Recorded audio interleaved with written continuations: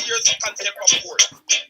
You are also charged with more taxes because of your mismanagement, spending more than fight.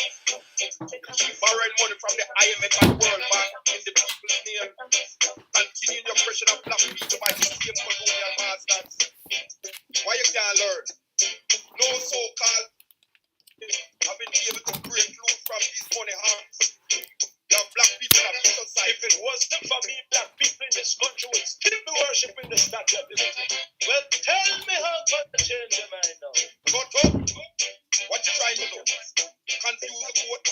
I am giving you both 1,000 years on the first account.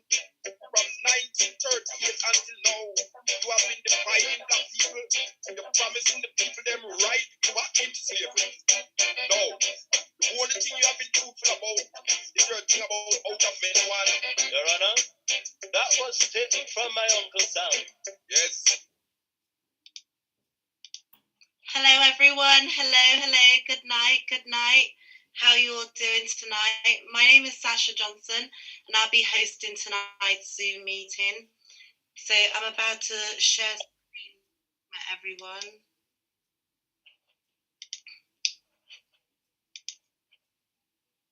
Can everybody see my screen? If you could let me know, thumbs up if you could see.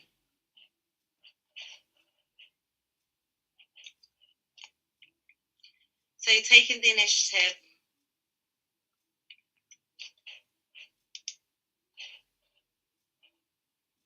Welcome and salutations. Sorry about Darren's absence. I'm sure he would love to be here, but he's had to be away tonight, so hence why I'm here hosting. I'm kind of nervous, so do bear with me. It's my first time.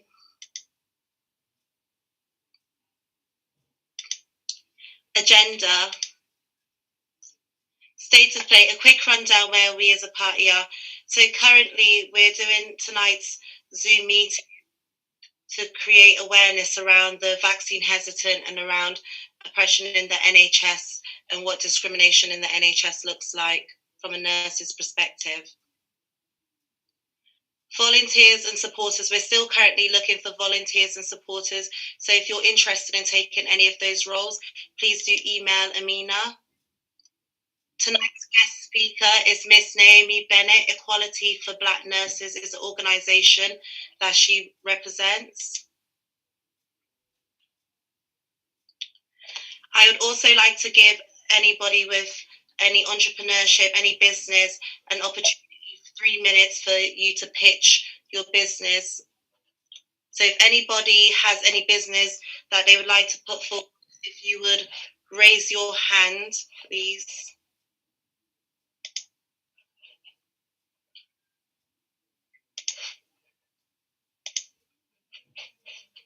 Sorry, I can't see everyone.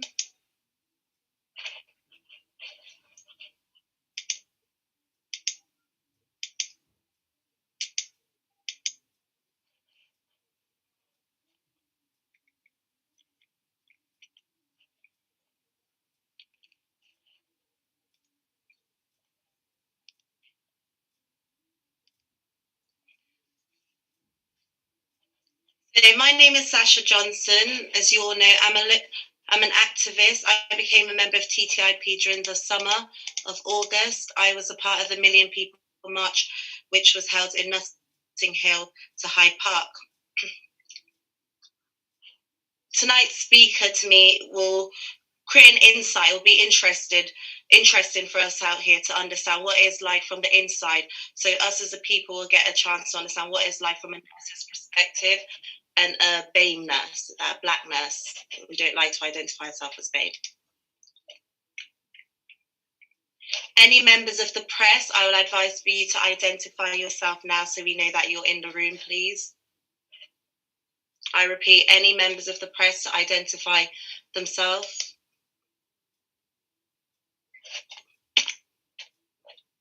We also do a food ladder every Wednesday. If you'd like to donate, Amina will put the GoFundMe link in the chat. So do go over to that and donate. It is important to the community and it has helped so many people. Memberships, if you're interested in membership, you go over to the website. We're still looking for local councillors and steering group leaders. So please do get in touch, because we have got a limited amount of time to get these positions filled. So please do get in touch so we could get the ball rolling.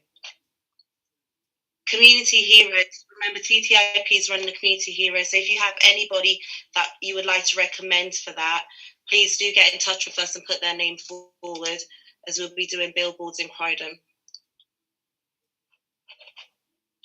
We're here to push the point of views of the people and not the party, hence why the song at the beginning, this is people's court. This has given the people an opportunity to have choice and make their mind up based on information that is provided, and give them an opportunity to go away and research otherwise.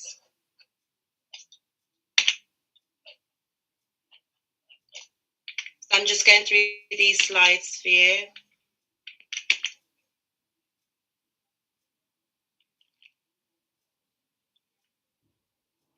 So this is the email address for Amina. So if you're interested in having any of these roles of volunteer and supporters application, this is all the requirements that we will need: your name, email address, telephone numbers, skill sets, what you would like to assist TTIP with, whether that is to be a volunteer, run for a councillor position, or a support, just a support. Steering group members, local councillors. Again, we are still looking for those positions.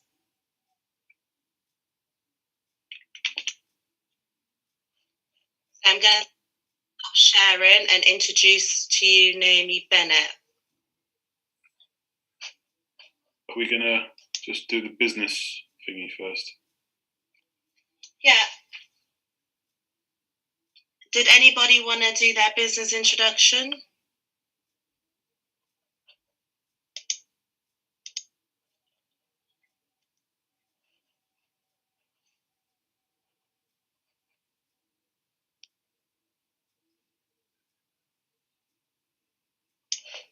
No Hi, one? sorry. Did you call me Sasha? Yeah, I'm about to introduce you. Okay, sorry. I've literally just finished a shift, so sorry about that. Hello, everyone. This is Naomi Bennett. She is a representative of the Equality for Black Nurses, and she'll be presenting tonight's Zoom. She'll be doing a presentation on vaccine hesitancy and medical discrimination. Over to you, Naomi. My nerves. Sasha, I don't actually have a copy of my slides. I couldn't even access it on the... I do. If you could see it. Yeah, so my name's Naomi Bennett, and I'm a registered nurse. I'm also an inventor of a device called NeoSlip. What's on the next slide, Sasha? How many slides is there? Because I literally have got no access to those. So I think you've got about 10 slides.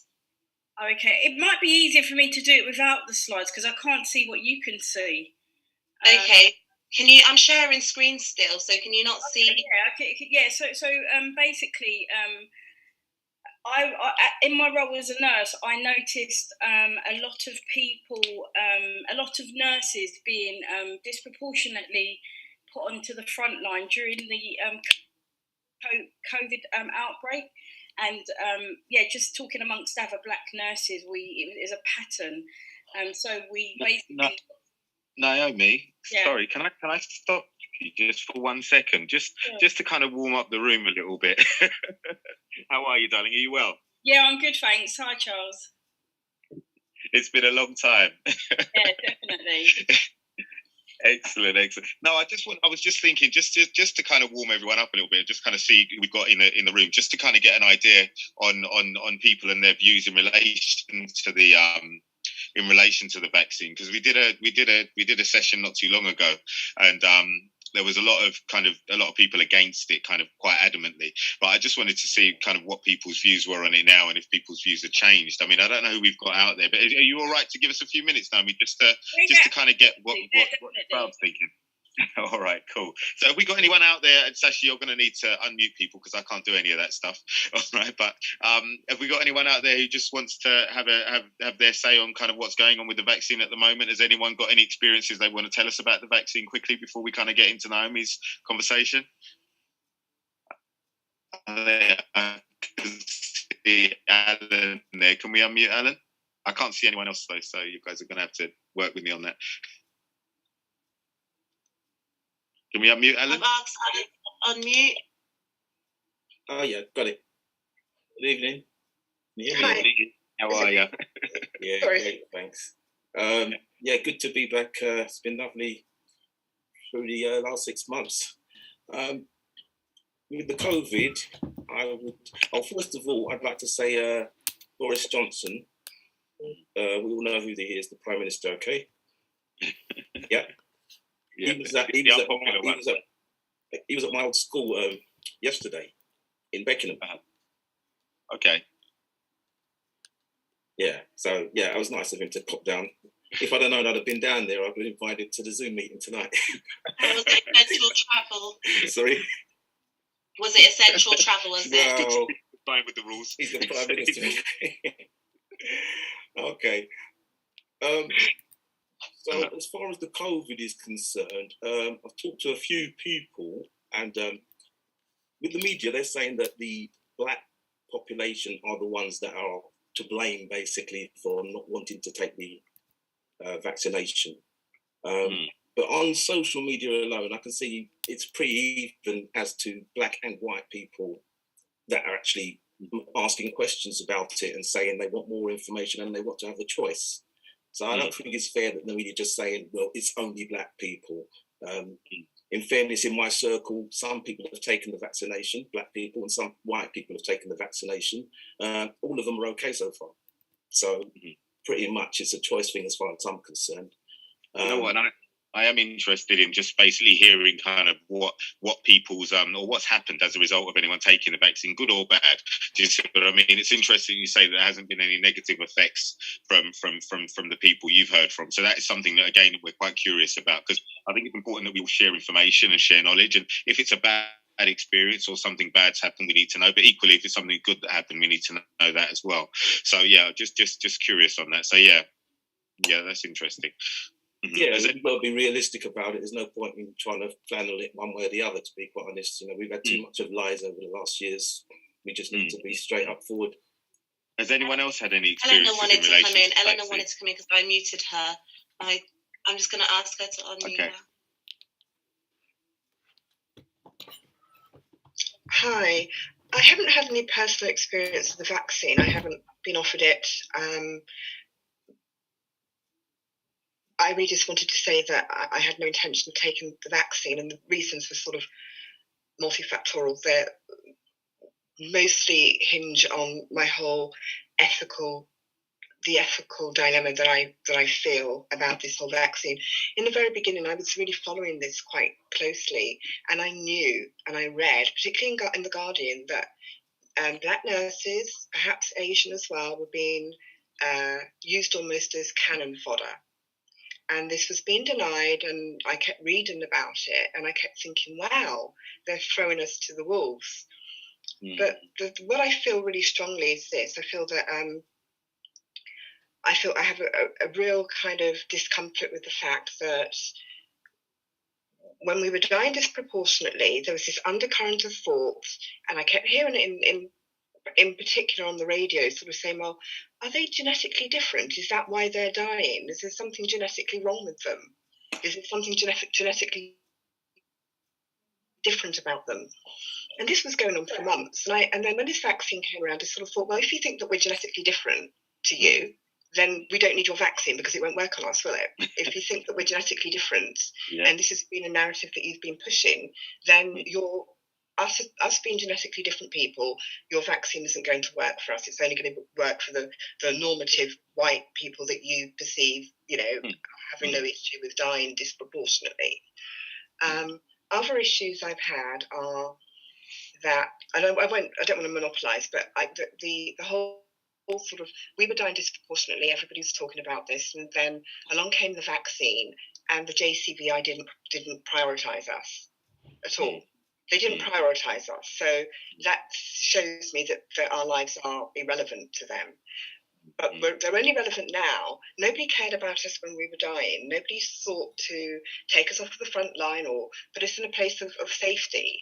But the moment now that there's a possibility that there are different variants that are going to emerge because we may not reach herd immunity with these vaccines, all of a sudden the black community are going to be blamed for not taking the vaccine, and we've got to protect the wider white majority.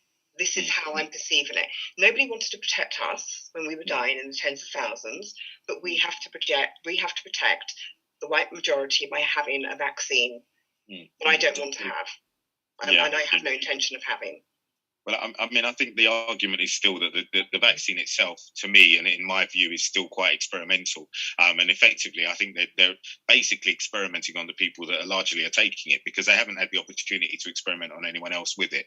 And I think they're more about getting the results of the experimentation from everyone. I mean, I had a conversation with a reporter not too long ago, and the question I asked him the question, can you tell me what the results of the vaccine are going to be on the human body in a year's time? And then I kind of interrupted him. So I know you can't answer that simply because it hasn't been around for a year, so it's impossible for you to tell me. But I just think that with all of this, I think it's a case of working from a position of knowledge. But I think the problem that I have with it at this stage in time is that hasn't been enough time to acquire that knowledge. I think that's the issue. So we don't ultimately know what the long-term results are going to be. But no, thank you for that very much, Elena. Very much appreciated. All right. Has anyone else had any experiences with the vaccine that wants to kind of just give us a bit of insight before we get into? Not only have we not had enough time to tell what this vaccine could do, they haven't done the reforms that will mean that we will even have trust in the system offering us such thing. We have a health secretary who thinks it's just to deny young people food. So what makes us think that they're going to give us medication for free?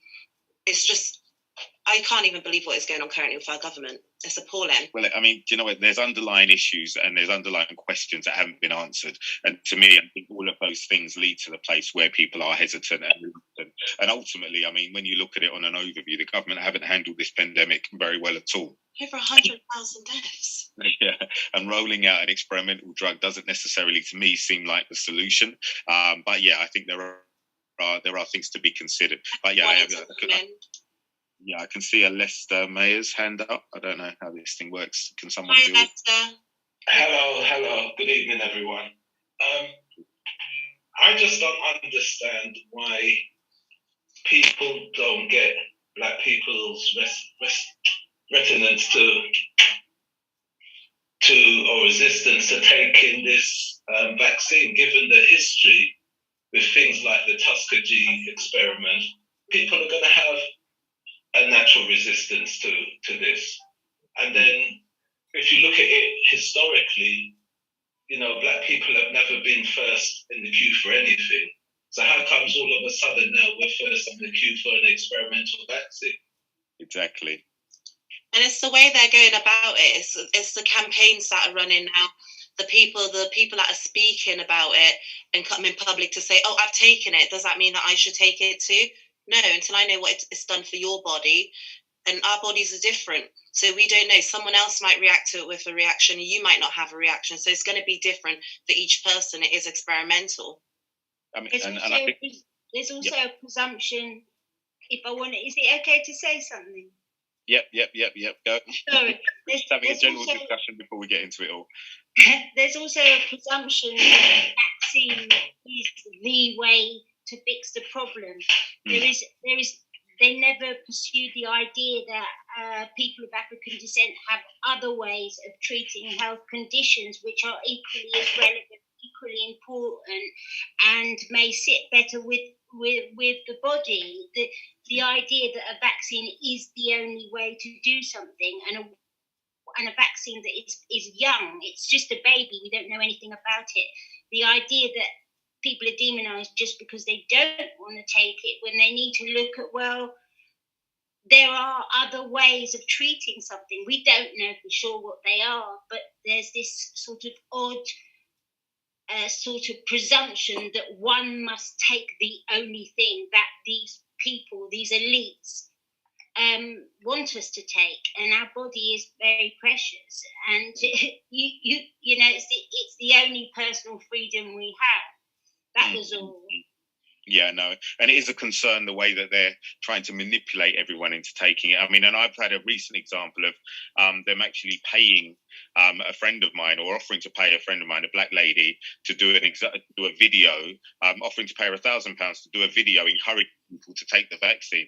I mean, she in turn said no, because she didn't, well, as much as she would have liked the money, she didn't agree with taking the vaccine. She wasn't going to take the vaccine. But it just goes to show kind of the levels that they're going to in order to encourage. And that, to me, in itself, starts to create doubt as to the reasons why. As Eleanor said earlier, there is definitely an issue around the fact that, you know, why why us? We've never been at the top of their matrix to care about before, so why us, and why such a massive push to get us to take this vaccine? And those are the things I think that are leading to a lot of suspicion with people and a lot of reservations with people, to be fair. It's more their level of motivation seems entirely disproportionate to how they've handled things in the past. But yeah, sorry, there's a generation.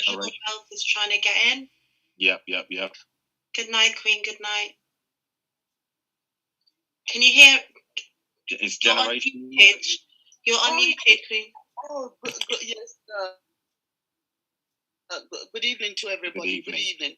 Right. Someone just mentioned that this is an experimental vaccine. Mm-hmm. There is nothing experimental about this. And this is not a vaccine. I think by now, the majority of us knows that the Committee of 300, fronted by Bill Gates and his deadly so-called vaccine, which is in fact a weapon, it is literally a weapon of mass destruction. Basically, again, it's not really basic.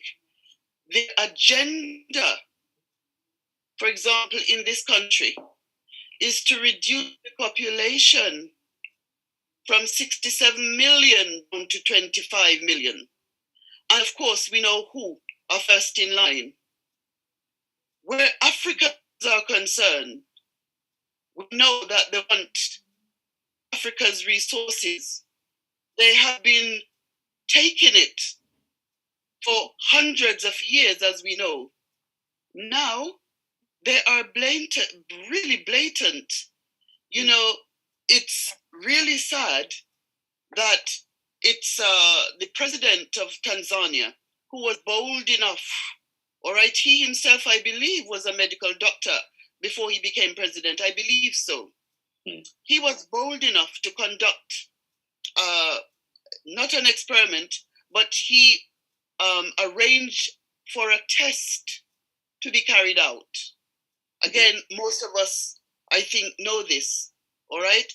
And that test was in the form of a papaya or papaw, depending on how we pronounce our fruit, or a goat, bird, whatever. And as we know, all of these things came back as being positive. Now, how on earth can a fruit can have coronavirus, which happens to be a common cold, right? Yeah. How a fruit develop a common cold is beyond our understanding, all right? And of course, we know that he told the World Health Organization, or WHO, okay, to get out because they're liars. That was a bold initiative on his part. We know the president of Madagascar. I think we're going too much on a tangent here. Sorry to interrupt you. I think we're going on too much on a tangent. We've got to stay on the main focus at the moment. Is that all right, Charles? Because we're trying to go in the opposite direction. Do you know what I would say? Main focus. Yeah. Do you know what I would say? I'll tell you what I would say, if that's okay. What we're going to do is, I think we'll let Naomi get started, only because we've had her in for a couple of minutes. We'll let her get started, and what we'll do is continue the discussion after, if that's okay. Yeah. And we'll allow you to finish then, if that's all right with yourself, madam. Look, of course. Thank you. Yeah. All right. Brilliant. So I think So we've got some views, we've got some opinions. Now let's crack into it. So Naomi, are you good to go? Yeah, but I think what I'll do is I won't use the slides, because the slides are specifically just around the organisation. I think the talk today is a lot around the discrimination in the in the NHS, and also about the vaccine hesitancy. Unfortunately, because I'm still working as a nurse, I still practice and also run my own business, time was quite against me, so I wasn't able to prepare my slides as well as I would have. So I'd rather just have it as a conversation, if that's all right. Yeah, that's completely fine. That's completely fine. I think, and you've got a kind of a vibe on what people's views are on the vaccine now as well. So it'd be good to hear your views, kind of from the inside, and kind of seeing it firsthand. Seeing what your take on it is, and if you think it's well, if it's good for us in any capacity. But yeah, it'd be good to have that. So no, that's brilliant. All right, so Naomi, over to you, if that's okay. And Sasha, I'm going to leave you guys to it because I'm going to have to lock off for a couple of minutes. All right. Hey, thanks for the help. No problem, darling. All right. Yeah, so I guess for myself, I worked in on the front line last year, starting around about this time last year, where I was working in HDU and I was working in ITU, and yeah, I became acutely aware that the black nurse, like my black colleagues, were disproportionately being placed on the front line, and it just became quite concerning because then when we started to die, nobody was addressing it and nobody was actually saying anything or doing anything about it. There were no policies put in place. There was no protection. You know, obviously, like with our hairstyles, for example, we had to use bin bags often to cover our hair because the standard headgear just wasn't made for us as black nurses. But yeah, so I think when we started to see our colleagues die of COVID, that's when amongst ourselves we started to talk about it and talk about our fears. And some nurses were like literally awake all night, losing sleep, and they were losing their hair because obviously it's their means of living. It's the only way that they can survive. But not having the right protection. And that just got me and some of my colleagues speaking about it. And then I set up like a little WhatsApp group. And from that WhatsApp group, we went on to develop equality for black nurses. I think, did you have your hand up, Alan? Or someone? No, there's no one's hands. Okay, yeah, was it? Yeah, so for me, I think... So what did black equality do? What did your organisation do? How was your organisation introduced into your workplace? Yeah, so what happened, we noticed that sort of as the first lockdown started to ease, we started to get a lot of nurses saying that they felt harassed and bullied. And it was almost like they had been harassed and bullied previously before the pandemic, but since the pandemic, it seemed to exacerbate the discrimination, and they became almost like targets. And the people that the frustrated staff would just take all their anger out on. And then we did some research, and it showed that I don't know if you're all aware, but in order to be a registered nurse, you have to be on the registry, which is governed by the Nursing and Midwifery Council. So the Nursing and Midwifery Council, they're almost like the criminal justice system. So if a nurse, rightly so, if a nurse does something wrong, she then becomes accountable to the council. But then what we noticed is we started to look at the data, and we came to realise that 62% of all referrals of black nurses ended up as no case to answer, no option. So then we kind of started to look at it like this is a theme. It's like the system, the process is being abused. And most of these nurses, because they're so distressed and distraught, they can't even get good representation. And then the more we sort of questioned and the more we started to look at the environment, we realised that a lot of the unions are part of the system, and they facilitate the bad behaviour towards our black nurses. And that's when we realised there's a problem, because we're going out on the front line, we're dying. Nobody's advocating for us and nobody's supporting us. So we have like a group of black nurses. We also have some Asian nurses as part of our group. And, some of them developed COVID in the first round of... Can you speak up, please, Naomi? As I'm getting from the chat that some people can't hear what you're saying. So can you come a bit closer so we could get to hear, as it's very interesting. Don't be shy, we won't bite you. So it's all right. Yeah, so what was I saying? I've lost my train. You as a group. Yeah, so we've got some Asian nurses, we've got black nurses, and what we found, like some of the nurses who caught COVID, so imagine the hospital environment have put them on the front line with no protection. Those nurses, sadly, within 2 weeks, pick up COVID. They go off sick. Then within a few weeks of going off sick, their managers are ringing them and pressuring them to come back to work. So what we found is we was approached by nurses that were on warnings because they still couldn't go back to work. A lot of them are being forced to come back to work prematurely. One of our nurses, she was forced to go back to work. Within 2 weeks, she was then diagnosed with long COVID. And this is one of the nurses, like the nurses, they'll talk about their experiences, going to bed and being unable to breathe, not wanting to go into the hospital because they know that their fate is going to be, they're not going to get a good outcome. They're going to be ventilated and they're unlikely to ever see their family again. So the sort of story, so we've got nurses that are coming to us, we've got, we've got... I know someone in the chat said that people are not dying at the high rate of COVID, they're dying at a high rate of racism, basically. Yeah. And so we're not impacted as the black community because we're getting this illness. It's because we're put in positions on the front line. Like Belly Majinga worked in a train station and she was spat on, and 2 weeks later she passed away. So that is a frontline position. So give us a bit of insight in what it's like really when... Do you have to sign non-disclosure orders?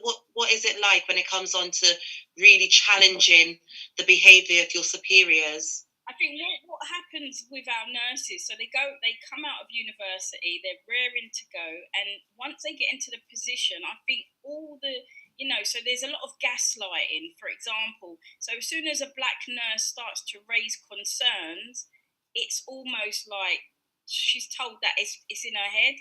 One of our nurses came to us over years and years of gaslighting, microaggressions.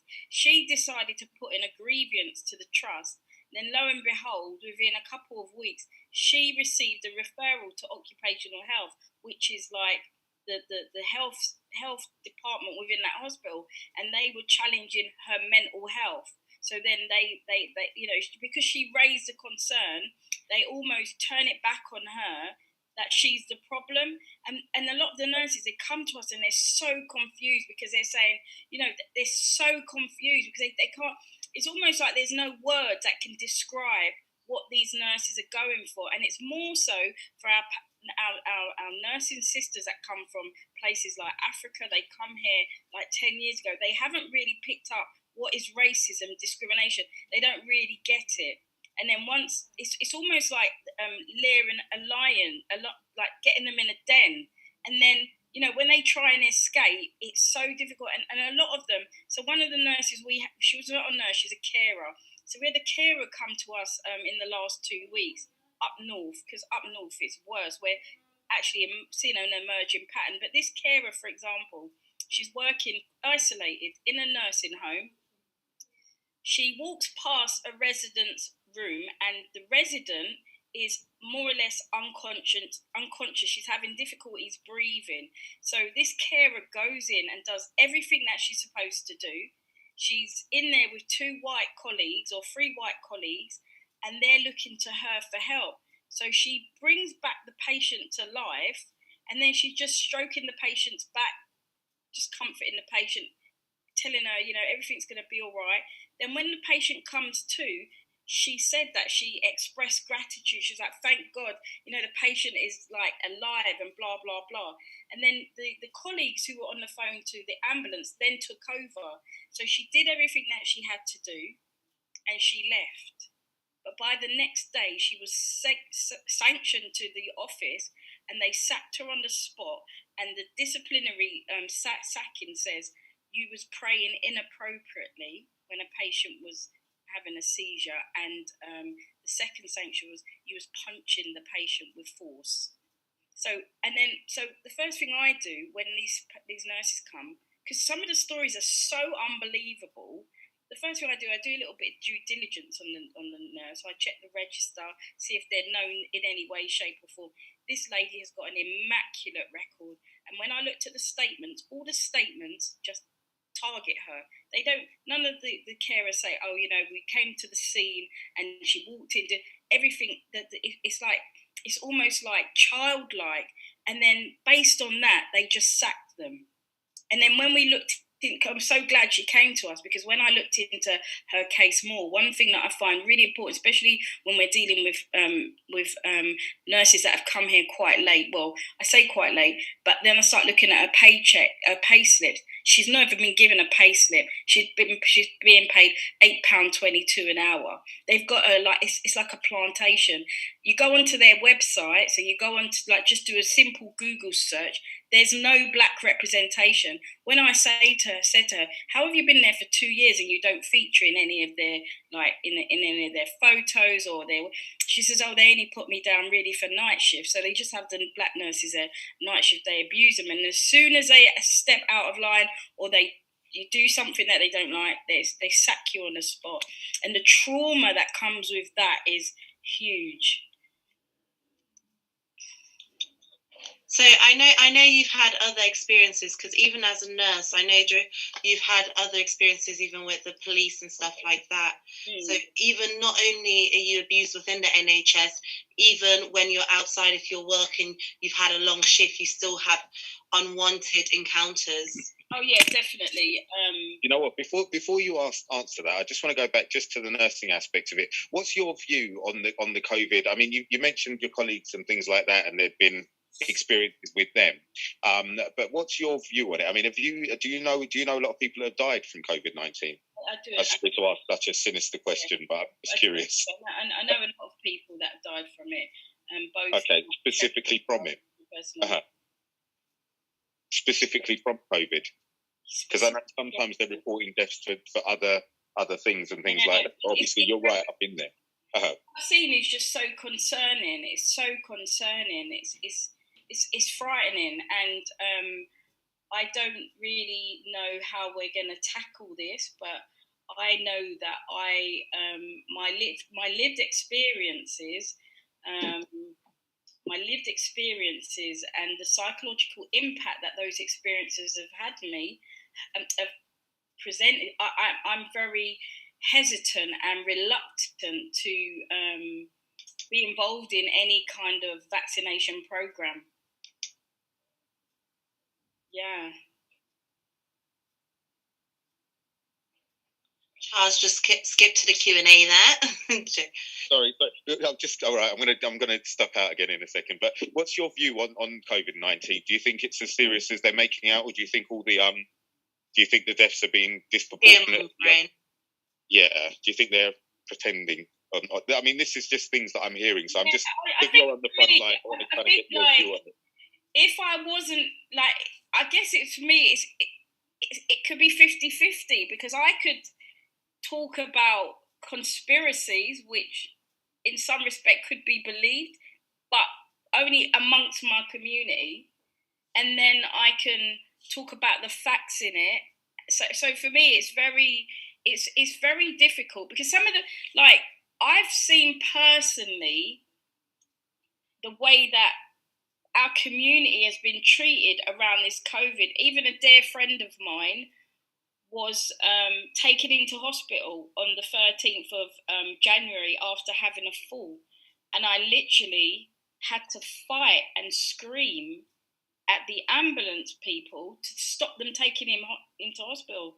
They escalated it, and they were outside the house for an hour and a half until my dear old friend went into hospital under duress. He wasn't mentally ill. He had capacity, 86 years old. They escalated it, and it was me and the family saying no until they escalated it so much somebody under duress made him go into the hospital.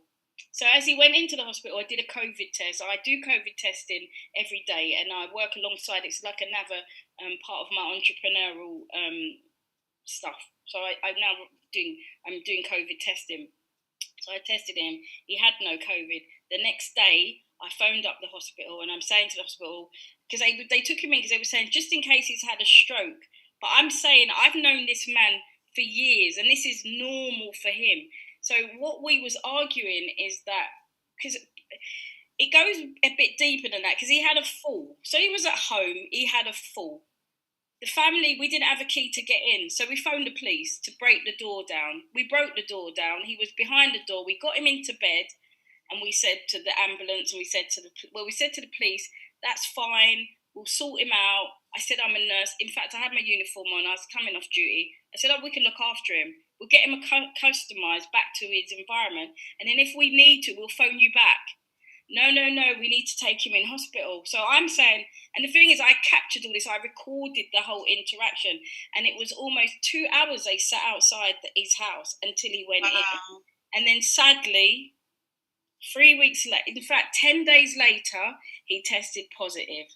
And then he sadly died about 2 weeks ago. Do you think that he possibly tested positive from the interaction with the ambulance people? No. He didn't. He tested positive because the people in the hospital are so nasty. They don't wash their hands. They don't business about what they do. And in fact, there should be a massive inquiry, because if one black man, like I dread to think how many people this has happened to in my community. I literally fought them. Like, you are not taking this man out of this house. And they were looking at us with contempt because we were saying no. But if he was my father, I would have been arrested that night. But because I felt like once they really sort of pressured him into going in, I felt like I have to take a step back. I have to support him. But I said to the family, the moment they put him in there, you need to get that man out of hospital. And they wouldn't let him out. So it was almost like it was planned. Do you see that a lot when you're at work? Do you see people that want to go home or feel well enough to go home that are being made to stay longer? Because obviously there's not enough staff to discharge them as yet. Or to be fair, when I've worked in the hospital, I've worked in the really critical departments. I've worked in ITU. Most of the patients that I looked after during the COVID were unconscious. They were shipped out, they were shipped in, and they were shipped out. So I didn't really get into that kind of part of it with them. But for what I saw with my little old friend, I could not believe it. I was in shock for days.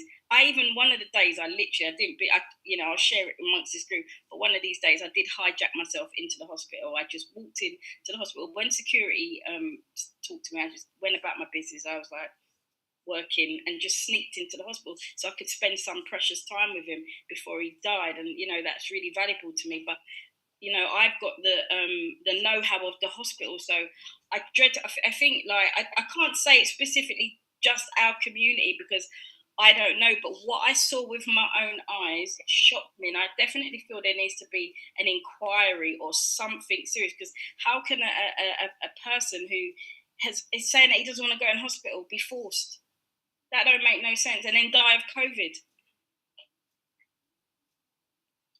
What do you think should be the proposed solutions towards this? What do you think we could do to improve either the rate that Black people are dying at or our interaction with the NHS? We need to start calling it out. We need to start calling out the racism and discrimination. We need to start saying, if you're feeling a certain way, because that gives you the power. Because once you say it, they look at you like you're a magician. Like, how did you know?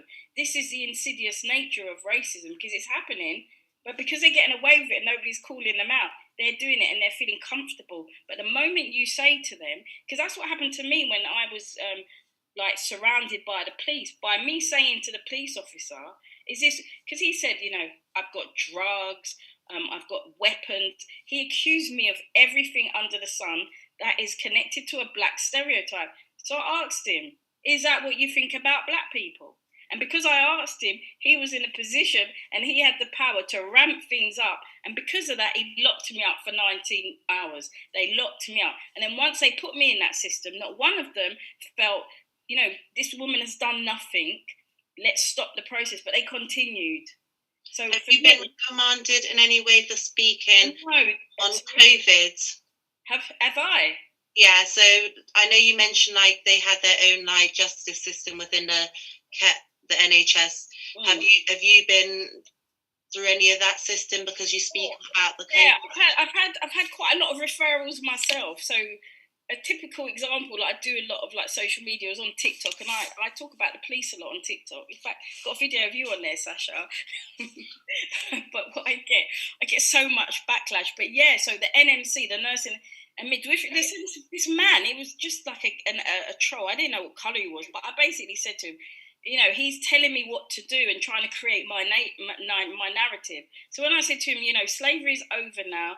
I'm a free man or woman, but I'm free. You know, you got no right to try and come and tell me what to do. So he wrote that. It was actually quite funny because the NMC contacted me to say, you've told this man that he's not your slave master. It was a bit embarrassing, but like I said, I laughed about it, but I'm getting a lot of that. So I'm getting a lot of referrals. I'm being called racist. But, you know, at the end of the day, my sole source of income is from my business and my organisation and my entrepreneurial activities. So what do you say about the government's target for July? Is it July that they said that they're looking to have had almost everybody vaccinated? What do you think that looks like? Well, I think that is very much discriminatory because of the trust issues within the community. Once the trust issues are dealt with and they look at the psychological impact of the oppression and the historical mistrust within the community, that would be wrong for them to impose those things. And the sad thing is, a white person who lives their everyday life within, you know, their typical framework, they're safe and they're comfortable. It might be difficult for them to understand or even believe our experiences because it simply doesn't affect them. So, you know, I personally don't. I think there's a real problem and issue with trust. It will take a lot for them to gain our trust. After what I've been through, I'm not sure that I would be advocating. And I've heard of, you know, we've got some high profile black nurses within my network, and they're actually being paid as well. Is it interesting? Charles was saying at the beginning, but they are actually being offered payments to encourage black people to take the vaccine. And I think, again, I wouldn't do that. But as a professional, you do not think black people are doing themselves a disservice by not taking this vaccine, by saying that they don't want this vaccine, they don't trust this vaccine. The government hasn't come forward enough for us to even give that amount of trust.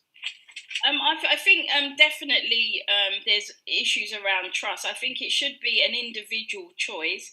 You know, it should be, it shouldn't be like one brush tarnishes everyone. I think, you know, looking at our relationship that we've had, like I say, historically, that needs to be addressed. And until that's addressed, they can't expect us to follow the masses because, you know, just as we're resistant and we're reluctant to take the COVID, that makes me ask the question of how many of us was it tested on? Because at the end of the day, they're actually injecting a vaccine in us, which has got an element of a virus that we've seen kill our friends and our family. You know, how do you reassure us? How? You know, it's disproportionately killed us.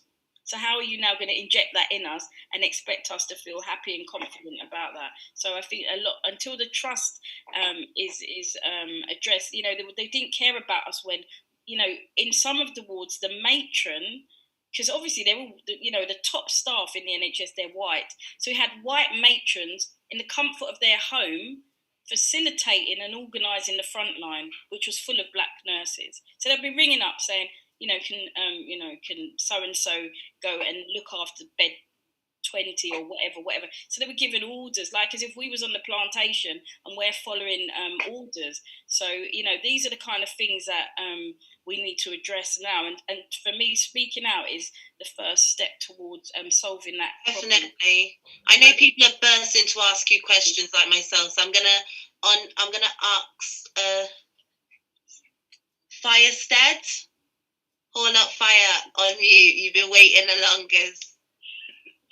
I'm just reading one tab. I've asked you to unmute. If you could unmute now. Hello, can you hear me? Yes, can hear you, King. Okay, one of the questions, which is going to type it because I didn't know I'd get on, is that the most important thing about us as a community, we need to take back the power from NHS and this government and all the people surrounding us. Because what we have lost the love and the knowledge. And that's the things that we need in our life. The only thing you need is love and knowledge. With love and knowledge, you can fix anything in your life. But we're so drawn back into their system because when we are born in this country and all over the world, they suppress us with their information. Yeah. But we're all born. The sisters, the queens, the kings, we're all born with brilliance in us. But we go on to this system of learning where we start in a nursery, then a primary, then a secondary school, then a college, and then a university. And what they're doing is pumping with their information. And we are losing our own information. Because I know every one of us on this Zoom meeting are kings and queens. That's one thing I understand now. And the thing about it is that the Nubian queen, the black woman, is the life of everything. They came from a black woman, yeah? And what they try to do is suppress us with their knowledge. And that's where we're going wrong. And what happens is most of us from all these, I know most of us were either from Africa or from the West Indies, the Caribbean, or parentage. Out there, when I went out to Barbados and Jamaica, I couldn't believe the amount of herbs that were in these countries that will repair anything in your body. Anything. There's nothing that the body cannot repair. If you're at stage 4 cancer, it can repair. Yeah? But what you're lacking to repair it is the knowledge. So we have to start looking at ourselves in the mirror because we're looking at ourselves thinking we're looking at the cars and the houses and the watches and the Rolexes and those things that don't really mean a thing. We got to look at ourselves and know that in ourselves, the religion starts with us. We have to learn to love ourselves. And once you love yourself, you love the Creator. And once you love the Creator, with love and knowledge, anything's repairable. I've seen it. I've witnessed it. I've been dealt with people with COVID. I've gone to people's houses who've got COVID, and within 2 days, I get rid of it. Yeah? Because it's COVID, we're making it a big thing. It's a flu. But most of us don't understand what the fact. Fire.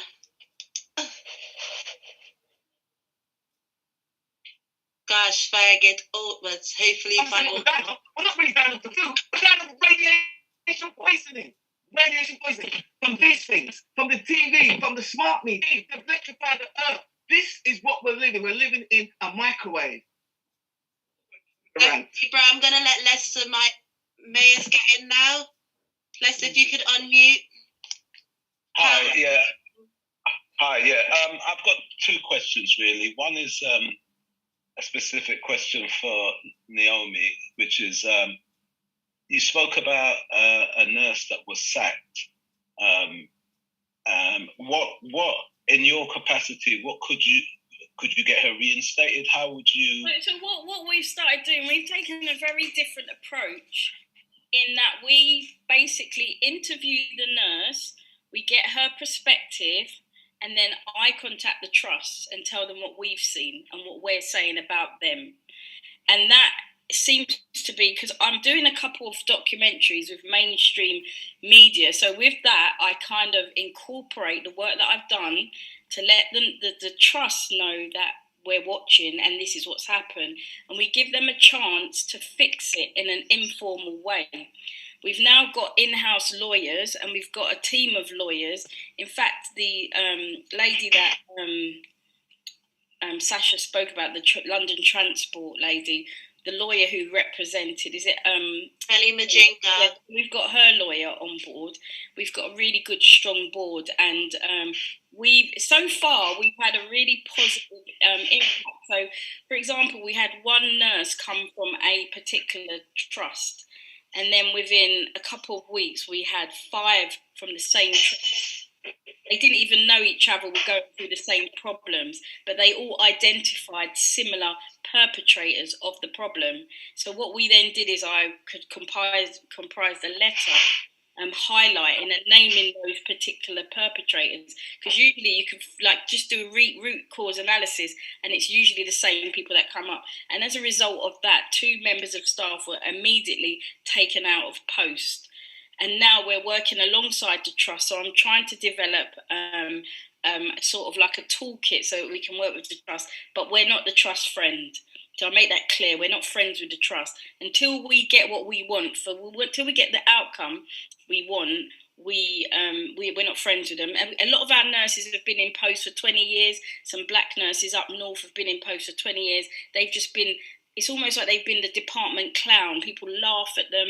Doctors have hit our nurses, So what we then do is I've got a recruitment department that I've set up. We just call it the exit plan. So I've got someone from recruitment that will help to do the CV, give coaching to our nurses and get them out. So the moment the trust receives the resignation, we always do it on a constructive dismissal basis. We clear it with the lawyer and then we go for the trust once the nurse has got out. But there is a process of how they bully the nurses.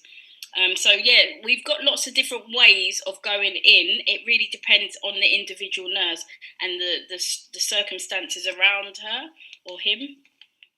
So I hope that answers the question. We've also got a group of black therapists. So we've got black therapists within the group. So we're doing a lot of group work as well. So with nurses, obviously nursing is a vocation. When they lose that vocation, because a lot of them are sacked so abruptly. So our group therapy work with us as a group, and it's also nurturing because it connects us as black nurses as well. So we do a lot of that, and so mainly the therapy, and then also we're developing a Ubuntu buddy, which is somebody that advocates for that nurse, and we're creating bubbles as well to support the nurses.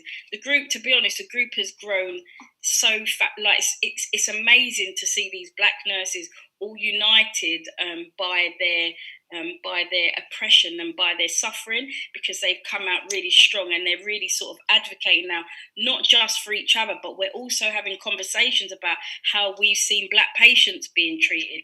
One of our paediatric nurses last night was talking about when a 13-year-old came in to the trust and how they treated him, but she was able to speak up for him.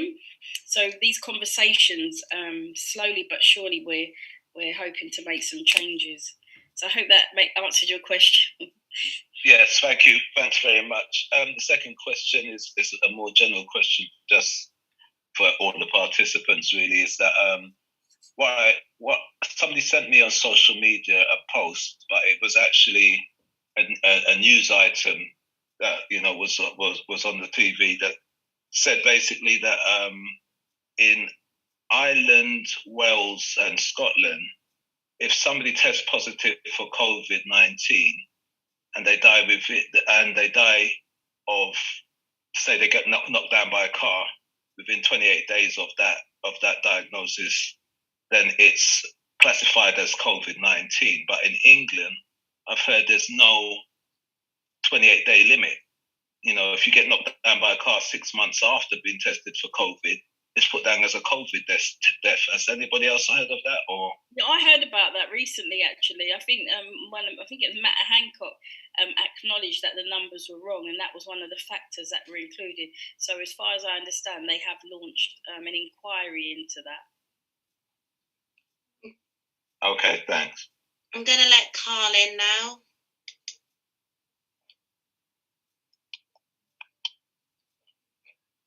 Hello, can you guys hear me? Yeah, we can hear you fine, Kate. Amazing, thank you. I just have a question for Naomi, if that's okay. So, as a nurse on the inside, I just wanted to ask, someone I've actually always wanted to ask a nurse, can you actually tell the difference between a patient that has, how can I put it? A patient that has COVID, symptoms of COVID-19 with an underlying health condition versus someone that has severe flu or common cold symptoms with an underlying health condition also. Can you tell the difference between the two? I think with a patient that's got like normal flu, in all my years of working in A&E, it was very unlikely for me to see a patient coming in with flu. And the symptoms of flu are not really sort of disabling. So people with flu would come in, if I did see them, and it would just be a treatment of maybe something to manage their symptoms. And usually that would be a high temperature with just average flu. But the thing with COVID is COVID affects usually the breathing. So, for example, like I said, if I wasn't working in that environment, I probably would be skeptical and be thinking that maybe it doesn't exist. But I'll give you an example. So I work across the country, and I was working in a particular hospital which is predominantly white. I've been working in there for about a year, and all the patients were white. I didn't even think there was any black people in this area. But then when COVID hit, all the patients that were coming in were COVID patients, and they were black. And people come in, they present where they come in, they're gasping for air, they can't breathe. You can see that something not right is happening. I was doing temperatures, so when the patient comes into A&E, you've got like a standard. You do the blood pressure, you do the temperature, and you follow the process. Most of the patients were coming in unable to breathe, so they would have oxygen on that they've got with the ambulance, and then when you take that off, they would literally, it's almost like they're dying in front of your face. So there was a high speed oxygen given to them. I've never seen anything like it in my life. And like I said, if I didn't live to see it, I also remember having patients that I was looking after, and I would just be talking to those patients normal, like I'm having a conversation with you. And then sometimes I would just be the nurse that gets the iPad. So I'd get the iPad and I'd be talking, getting the patient connected to their relatives. And then talking to the relatives, all fine. Like I remember one lady in particular, she was saying, make sure you get the garden table set up because I'm coming home, It was really nice to see. I literally, after I finished that conversation with that patient, I went on my break, and by the time I come back, the patient was dead. So what I'm saying is, if I didn't see that with my own eyes, I think I would probably be more feeding into the conspiracy that this virus is not real. But for what I've never seen anything in my life like it. So, given the recovery rate is quite high, I'm based on what I've heard anyway. The recovery rate is quite high.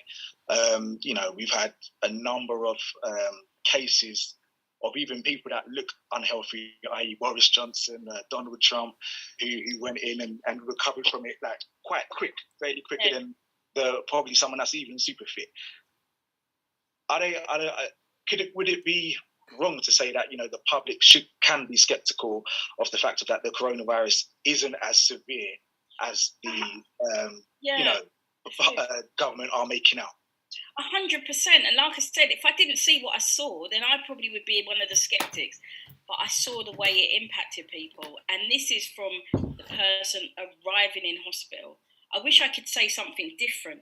But what I saw frightened the life out of me because I've never seen anything like it. Patients coming in, gasping for air. Temperatures, I was measuring temperatures. I've never seen temperatures like that. You know that these patients are sick. Because it was all in the media, the patients would come in frightened as well. So, and is that in a particular area, or is that just wherever you go, you're seeing the exact same thing? Wherever you go, you're just seeing the exact same thing. I think in terms of I think some people are able to manage the COVID-19. Some people, I came into contact with people that have got underlying conditions. A friend of mine's got severe asthma, but she had it. She had one of the new strains, and she survived. So I think it's almost like a lottery. That's why I think I'm more fearful of it as well, because I've never had it, touch wood, but I might not do well if I caught it. I don't know. So it really depends on. It's almost like a lottery. Okay, cool. Thank you for answering the question. Thank you. There's a lady, I think it is called You. I've asked you to unmute. No, it's Vu. Vu. Hi, sorry, Vu. You've been waiting quite a while. Your hand was going up and down. So sorry. No problem. Thank you very much. It's a question for Naomi, but first of all, Naomi, you're a very, very brave woman. Very, very brave woman. And I really have to look to you to say, wow. I don't know what they would call you, a whistleblower, but you're telling people what you have seen and experienced. And one question I want to ask is that with the data that you got on discrimination, obviously you've got a good compilation of what's been going on with the nurses. What are you going to do with that? Or is there going to be something later on in the latter stages where we might have to take action against people who have discriminated against us? Just to add to that, my friend who works within doctor's surgery has, we would say the racism has really increased. And for her, it was the case where they were actually trying to get her to speak in her mother tongue to actually encourage, obviously, Black people to take the vaccine. And so there's other nefarious activities which are being taken. But if you could answer the question on the data that you're collected so far and what can be done. Yeah, I think in terms of the data, 100% we're collecting the data, but I feel that in order to make it more robust, we need to take some actions. So we need to take actions with the data to make our case stronger. There's one thing about nurses coming to us and complaining about the issues, but we actually are encouraging our nurses and supporting our nurses with the help of our lawyers to apply to the tribunals. We're pushing them and supporting them so that we can actually have data to show that actually none of this works. And we're also measuring the impact. So, 100% we're collecting the data. I find it really interesting to look at the hotspots. Like I said, some hospitals, we're getting cohorts of nurses that don't even know each other within the same trust, where they've been separated and they've been so oppressed, they don't even know who they're working with. But the Equality for Black Nurses is kind of bringing those nurses together and closing those gaps of isolation. So what was the second question? Sorry. No, I think you've answered it quite. No, I'm just telling my colleagues' experience. On the other hand, are you encouraging them to make notes as well when every day making notes? Because I worked at a firm of lawyers for many years. What we love doing, I love foiling them, because sometimes they have a plan and a narrative for our nurse. So one of our nurses, for example, her old employer has given her new employer a bad reference. So at the moment, we're pushing for our nurse to be contacting them to get a copy of it. Now, we all know what's happened. In fact, luckily, through my networks, we're able to secure our nurse a completely new job somewhere else. So what we're doing is it's almost like we're playing a game. So we're trying to get we're trying to get the data and the evidence for when we go to the tribunal, because we know that she's been given a bad reference, but nobody's given it. But then obviously you've got subject access requests. There's things within the law that we can instruct and help our nurse to do. So I guess we're kind of creating case studies and really making our evidence robust so that when we start lobbying, we've got like proper case studies, rather than nurses just coming to say, they've experienced this and that. We're taking actions. Yeah, lastly, just to say, are you looking after yourself?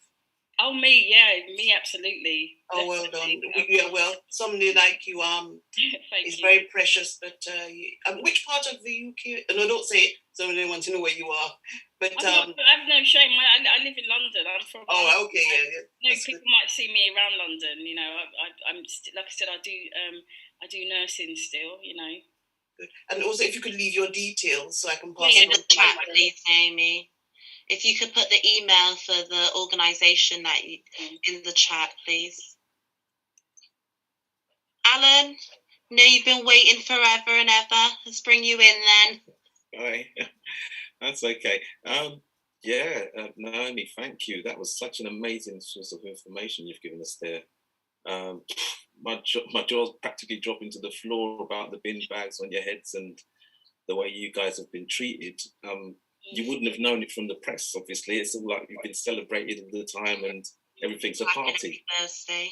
So yeah, I'm so shocked, and we've got so much to kind of dig through, haven't we? Really, as a people and as a community, holding the government to account. So yeah. Also, hello to my son who just came on, Carl. Nice to see you today. And thanks for coming on the Zoom. Do you know what's funny about that, Alan? You've actually written to me to say, hi, son. Welcome to the Zoom. Great questions. So well done, Carl. Well, I'm not good at this stuff yet. Neely, gonna bring you in.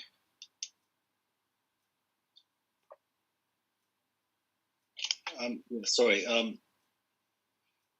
Sorry, Naomi. Thank you so much for your sharing. I mean, how do you see this? Like the old gentleman that was for 2 hours they tried to get him to come to the hospital. And then he eventually died. Is it because they're just so white people? A lot of white people are so see us as such an other that they just feel that they can treat us. They just look at us as disposable. We're just disposable. No, don't want to say the N word, but we're just the N word. We're disposable. They don't care about us.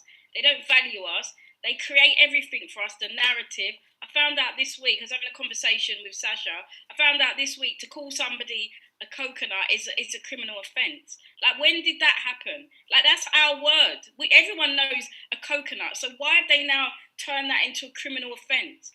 You know, why? You know, I'm more offended by you calling me BAME. I would rather be called a coconut if I am a coconut than you call me BAME. So, like, how have they now taken our word? Our word, you know, who don't, like, come on, who don't know a coconut? Yeah. And now they've made that into a criminal offence. What is that? We've got no control. They create the narrative of everything we do. And this is where we're turning the tides now with inequality for black nurses, because we're not looking for those guys for validation anymore. I'm encouraging the nurses actively, get out of there, because you don't need to do it. We can set up our own health service. We can set up our own services. We can sell T-shirts. We can make cakes. We can do things within our own little equality for black nurses. We don't need to do that. And here at TTIP, we'll always give a platform to truth. So basically, you're saying it's just so they have such a like they consider us to be almost they're animals anyway. So let them lose their souls. We're just like nothing. So they just treat us in any way that they want to. They just treat us in a very negative way. Because I find it almost unbelievable that, you know, nurses will just treat their patients or vulnerable people in a. I mean, is it a majority of white people in the nursing industry, in your opinion, or is it just they're just unable to notice that their own biases? I think the problem is because it's become so normalised and ingrained in their society. It's become normalised and ingrained in their society. So when we speak it out, it invokes some hatred inside them, and then immediately they just blame us. And until that stops, we are under, you know, nobody ever just got given their power back. Like, so, you know, maybe, you know, some people are telling me that I'm, you know, what are they saying? Some people are saying that I'm like taking a really, I don't know what the word is. I don't really want to say.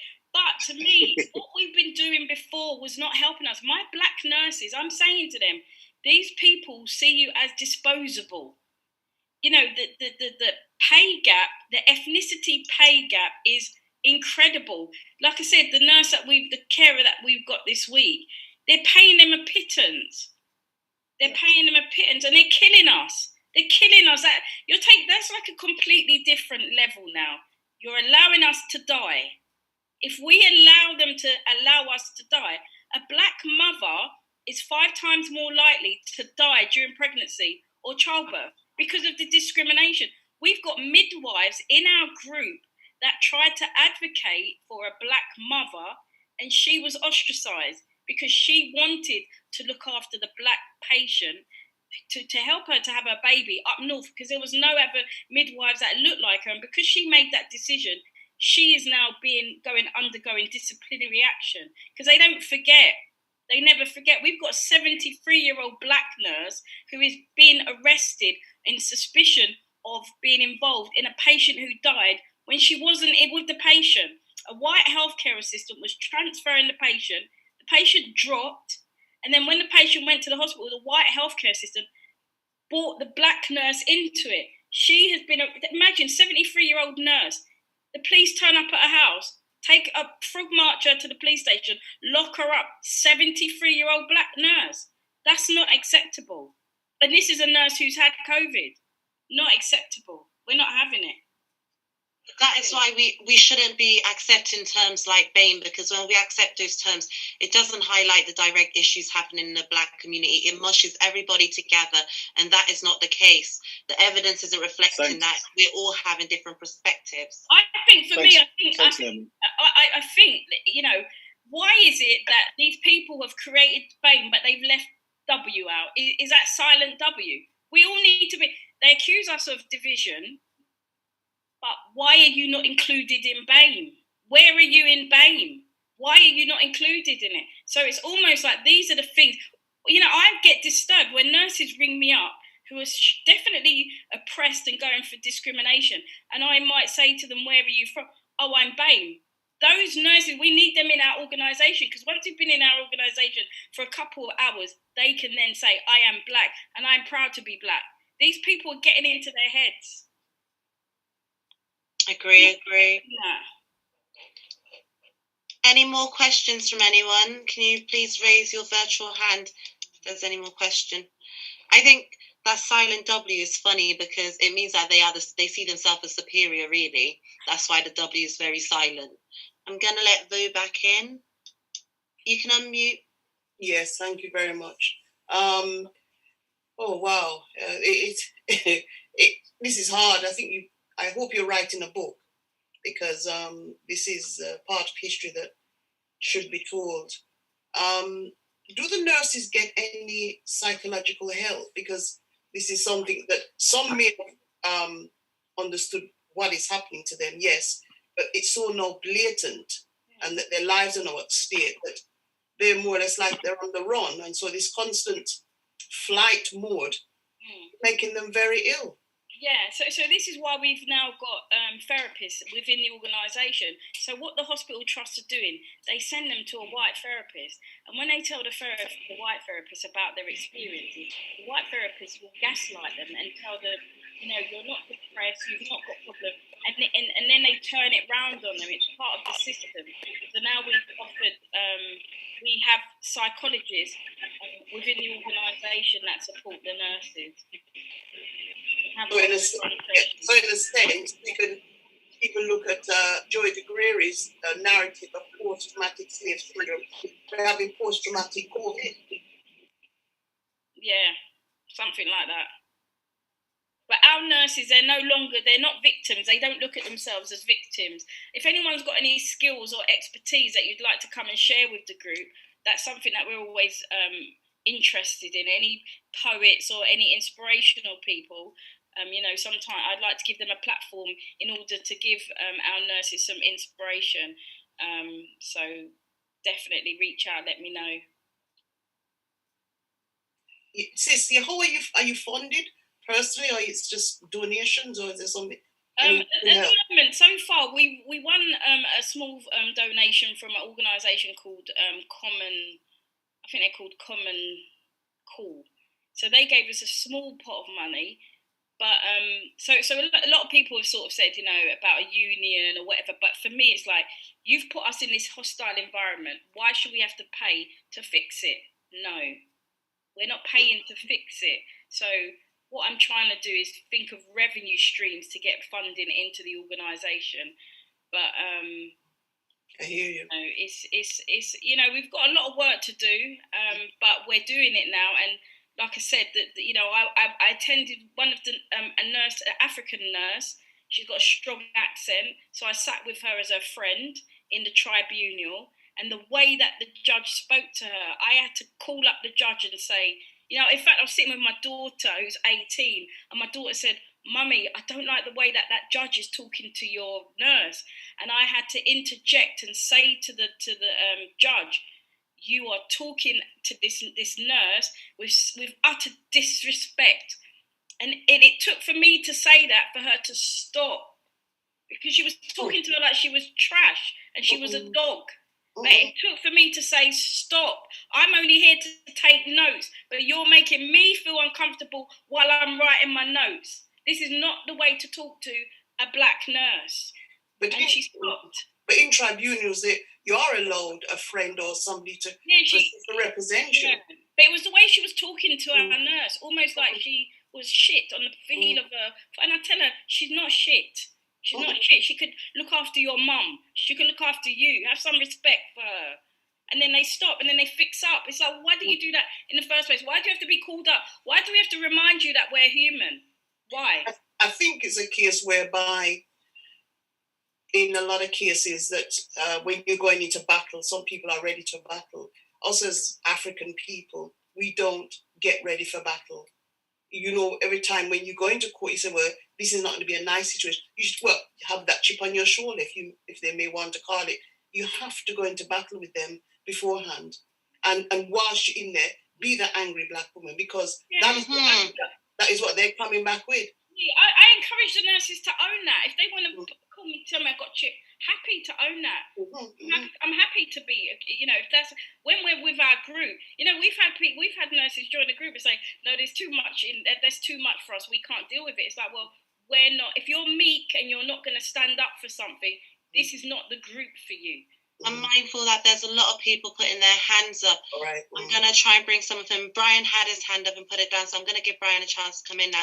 Brian, if you can unmute, please. I'm so sorry, I didn't miss you. I just wanted, the information is so important. I want everyone to get a chance to hear it and try and give people as long as possible to express themselves.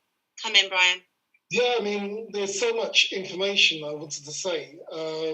Like, for instance, when we was going through redundancy within Croydon Council, a white girl, when we was talking about the BAME community, though I don't like BAME, because since Trevor Phillips got rid of the racial discrimination board, it's totally slaughtered it for us, because now we've got no voice in the black community because of Trevor Phillips.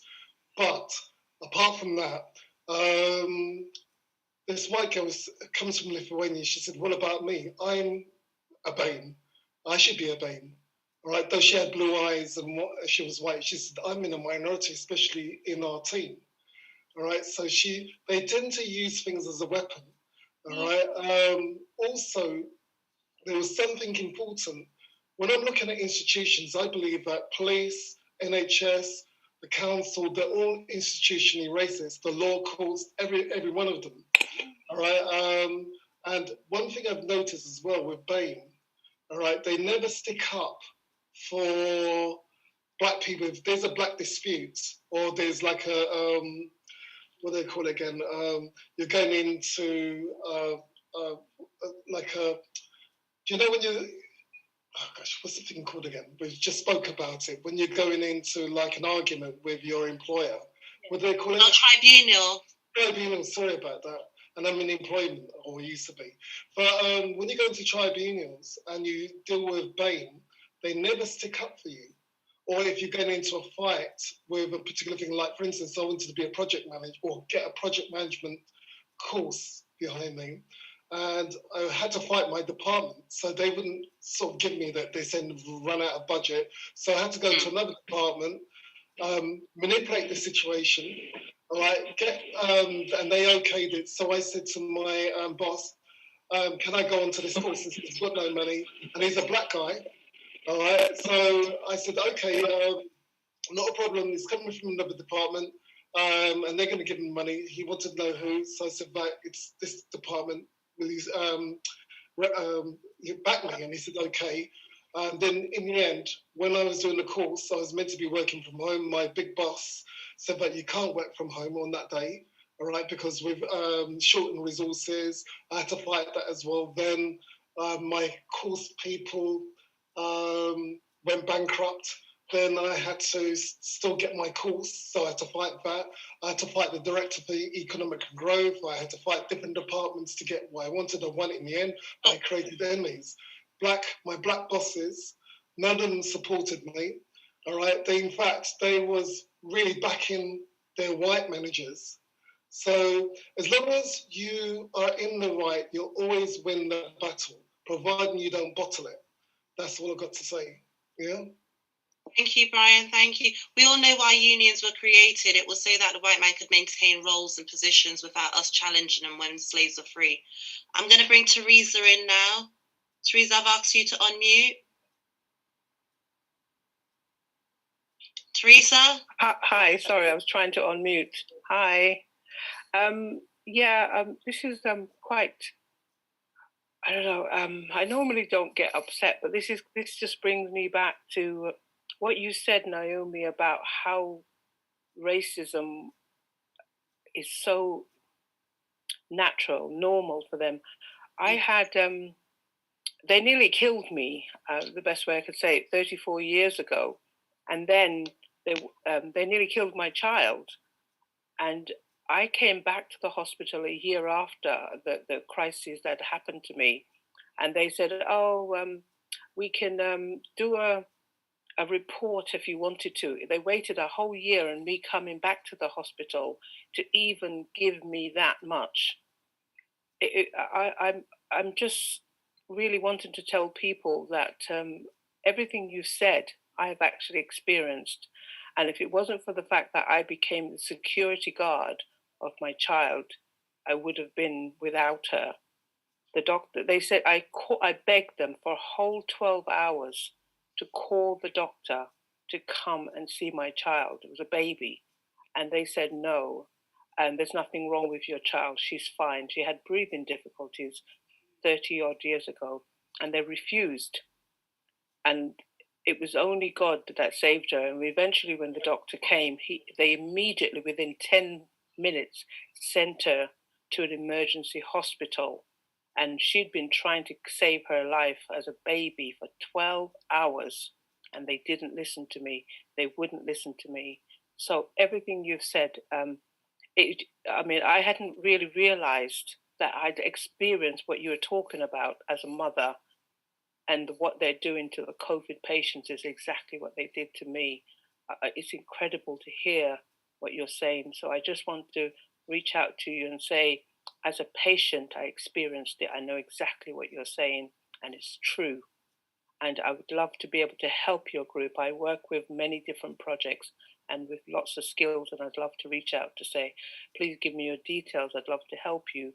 But part of the reason I became who I am is because of that experience. I had toxemia, and I had toxemia because my doctor ignored me. And then I went to the hospital and they nearly killed me. And I was passed out, and I said to my partner, if you don't call somebody, I'm going to die. And I returned to consciousness a month later. And that's how bad it can be. Because they would have killed me that night, and then they after that, they tried to kill my child. So everything you said, I understand. And Black mothers are totally, totally left vulnerable. So if you have a partner and you can get to the hospital, do not leave mothers on their own as well. Thank you. They don't wish us good. And a lot of, for me, I'm starting with the Black nurses. I'm building up their confidence as a group. We're building, we're getting stronger. And as soon as lockdown is off, we're going to start being very particular on what we'll be lobbying for. And you guys' support would be absolutely amazing. I'm going to bring Sandra in. Sandra, I'm asking you to unmute yourself. Okay, thank you. And I'm really glad to be on here. I've been sharing. I hope that was all right, telling about what you're all doing on the platform tonight. But one thing I wanted to say is about how the system works. My daughter is she's a nurse in one of the top hospitals near the big bridge and where all the MPs meet, and to say no more. And there's a massive statue of a wonderful lady that was once a nurse, and I'll say no more. She's got no name on her plaque, and she works over that side of London. But it is to just build on what Naomi's been saying, and thank you so much for being so honest with your delivery on this platform. But it's how the hospitals can deal with you as an inpatient. And my son, he's had heart surgery abroad, and when we came back, they said he needed to wear hearing aids, and then they said, oh no, he's got to have cochlear implants. And I said, no, I can't do that to him. And they pressured me to the point that they wanted to say that I'm so emotive about everything. I'm like hold on, wait 1 second. I'm like the angry black woman. And I was saying to them, well, I don't feel my son needs to have that surgery because I want my son to be able to swim. I want him to do all the activities. I want him to be just like a typical person walking down the street. He's diagnosed with Down syndrome. So he's got all those challenges going on, but it's the way the system can make you feel that you are useless, you're hopeless, you don't know what's good for your own child. And that was 16 years ago. He didn't have the cochlear implant, and they said he'd have to wear hearing aids for life. He doesn't wear hearing aids. They said he wouldn't speak, and I said, well, you say he won't speak, but there's a creator that will tell me that he will speak. Now my son, he can speak, he goes swimming, he does everything like a typical child. So had I listened, they put on my notes when I went to the hospital for children, Mom is adamant not to give him cochlear implants. And to me, that was just saying, you just want to write him off because then you don't have to keep looking after him. So I feel that sometimes a hospital can be really, the nurses, because they're taking orders from the powers above, they just regurgitate what they've been told. And I don't know, maybe you all sign some paper to say, don't give the right information or something, because that's how I felt. That the nurse, though she was saying to me, I understand you don't want to have this, and I wouldn't have it either. She couldn't really say that, but just because of the way I was treated, I just felt I don't bother with hospitals. So I don't really take him doctors for anything, and he's doing fine. I just stick to my home remedy and stuff and just work with him. And now they want him to go and have the vaccine, which right now I'll stay at the back of the line. You know, my thing is we're used to being at the back, so I'll stay at the back because he hasn't been out. He's not mixing with anybody, so he could stay there. And in closing, just to say that getting rid, somebody's talking about we should sort of come together, but until we could work together, we are not going to be able to come together. We have to be on the same platform to be able to say, yes, we're going to put our money together to build our own hospital or buy our own hospital or do something. But I need to see where we are going towards that. One building, one hospital that we deal with our own people. The system won't allow us to do that because I've tried many things to get 4 young Black people and they're saying to me no, because it's money again. So when we pool together, we could buy our own hospital and we could start doing what we can do for ourselves. And that is what I hope to see when all this period is gone and we could get together and say, yes, we have to put £1,000 each or whatever it is we need to do to get this hospital. So Sister Naomi, that is my pledge to you, to get us together, to get that hospital going. And that's how I see it. Hospital going, Queen. I'm with you to that one. We need that hospital right now. Yes, I think.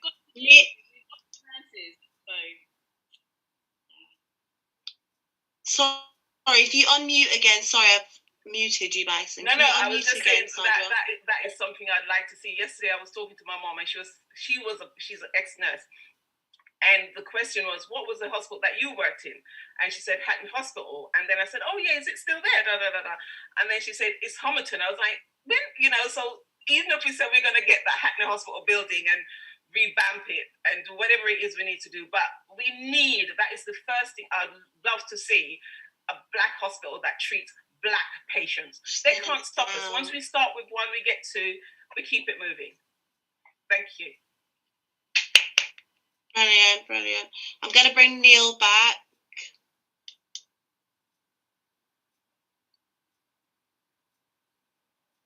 Can you unmute yourself, please? Yeah, just a quick question, Naomi. I mean, are you trying to get? I mean, is it your plan to get every black nurse out of the system and basically try to set up another system, or what's your next steps kind of thing? It's obviously it'd be good if you all were able to leave, because it sounds to me like I'm staggered by what I've heard tonight. This has never even entered my head that this thing goes on as badly as you said. It's just unbelievable. But yeah, for me, it does bring me, it makes me feel very. It's a good thing when the nurses are able to write their resignation. But for me, obviously, I run business, and that's my thing. So it's important that for every nurse we pull out of there needs to be a plan for her security, her job security. At the moment, we're going for agencies, for example. We're going for the more desirable parts, areas of nursing. But ultimately, it would be to create roles within Equality for Black Nurses, and if that means, considering setting up our own hospital, or our own healthcare facility, that also is within reach. That is practical and it's possible. I've not done anything for fundraising yet, because I almost feel like we need to be more established and more organised before we start raising funds, because then it'll be easier. So obviously, with my previous business, it's a for-profit. So I've kind of used some of those skills are transferable in like this new organisation. But at the moment now, we do have plans, but it's about getting things in place first, setting up some more processes. Well, definitely do reach out to Naomi if you've got the skills to help get that rolling quicker. So please do. Eleanor, I'm going to unmute you now. Hiya, sorry.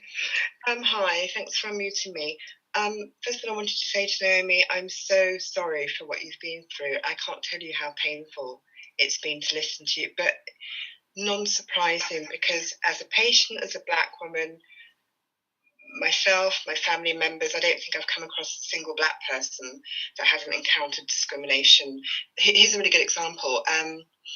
The beginning of the pandemic, my sister is housebound. She has systemic lupus. She has COPD. She has brain lesions. She has a heart issue. She's got a blood disorder. When they were giving out those packages at the beginning, she contacted her doctor, and her doctor told her to leave her alone. She was making a fuss and that she wasn't important. She wasn't relevant enough to have this food package. So when we were completely shut down in the first wave, I live in Luton, and I was literally doing her shopping, driving it up there, washing it down, bleaching it, disinfecting it, and then leaving it outside her door. And then I did this on a number of occasions because the doctor's surgery refused to help her.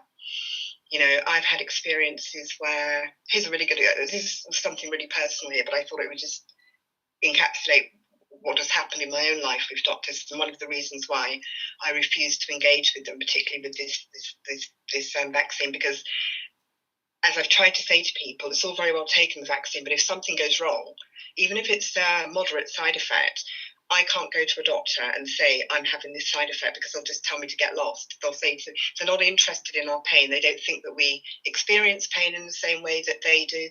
This has been documented in numerous studies over the and eugenics. Yeah. So anyway, a few years ago I had to see a consultant, and this is about 15 years ago. He realised I'd studied law and from my medical records, and then he decided to ring me up out of nowhere, wanted me to write his master's degree dissertation for him in, I've forgotten what area of law it was, and me telling this consultant, look, I won't be able to do it. I don't know this area of law. I'm not a lawyer, by the way. I don't know this area of law. I'd be out of my depth. He'd probably fail. If he would not leave me alone. He rang me from morning to night. I went to Pals. I went here. They closed ranks. They closed ranks. He'd left messages on my answering machine with his name. They closed ranks. It didn't matter that I had the proof. My doctor turned against me. I was considered to be a problematic Black woman, as if I had done something wrong. And I can remember saying to them, if I had just done his dissertation, would that have resolved any of this? Would you be like okay with me then? And there was silence. So I took that as meaning, yes, I should have just done his dissertation. Anyway, in terms of what I did, first of all, I took it to the GMC, which was an exercise in futility. He admitted what he did, but nothing happened. And then I sued him, and that worked. So I would advise, Results. Yeah. A couple of other things, just very quickly. I over the past few months, I have assiduously contacted every member of SAGE, every member of the Joint Committee for Vaccinations and Immunisations, literally found their email addresses and emailed them all. The last guy I emailed was one of the heads of the JCVI, and I said to him, look, this is my belief. I believe that you dislike black people. I believe that the reason we weren't prioritised is because you dislike black people, because we're an undesirable minority. You know, we're not the model minority. So you don't really give a shit whether we die or whether we live. And he got back to me and said he can't engage with me. This is what he said. So there are people like me who feel so much upset, so much pain. So I feel so weathered by these stories that I'm hearing that other black people are going through. It's so hurtful. And I don't know if you can set up a hospital because of because of my law background, the discriminatory thing. They'll turn around and say that it's excluding white people. This is what they'll turn around and say. So you have to find... No, but I've done nursing across the country. I've been to nursing homes that are specific for Polish people. I know. So if it's good for them, why can't we do it? And I'm fed up with them telling us what we can and we can't do. If we don't need their money and we don't rely on them and we stick to all the governance and the safety issues, why should we even be caring what they say? So as far as I'm concerned, if we can achieve something, we need validation from those people. Oh, there's one last thing very quickly. Is it true? Somebody on LBC, on the radio, a black doctor came on LBC. This is a story he relayed. He said there were two patients in the hospital. One was black, one was white, two males, both around about the same age, with similar comorbidities. This was about 2 months ago. I couldn't believe what I was hearing, but this is what this black doctor said. There was one bed in ICU. The white consultant said, we'll give it to him. He didn't say the white patient, but it was the white guy. Yeah, no, I heard it, and I believe it. It happens a lot. It happens a lot. So I believe it. For me, I wouldn't put anything past them, because it's almost, in the UK there is a racist agenda going on, and it feels like we're the target to be exterminated. I don't trust the organisations, and for me, like I said, just like I fought to stop my friend from going in hospital, I would not feel safe with any of my relatives going into hospital in the current climate. Because the racism, the hatred towards us, George Floyd set them off last year, and now we're now under attack.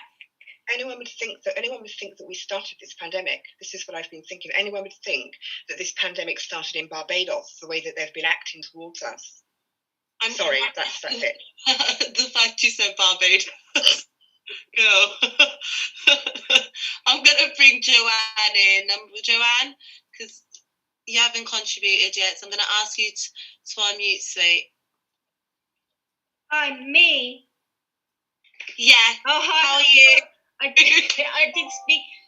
Sorry, I help sort of on the sides run a Windrush group, and one of the things we do is just keep an eye on people who've been threatened with deportation. But one of the guys who's part of our Windrush group is he's been imprisoned recently, and he's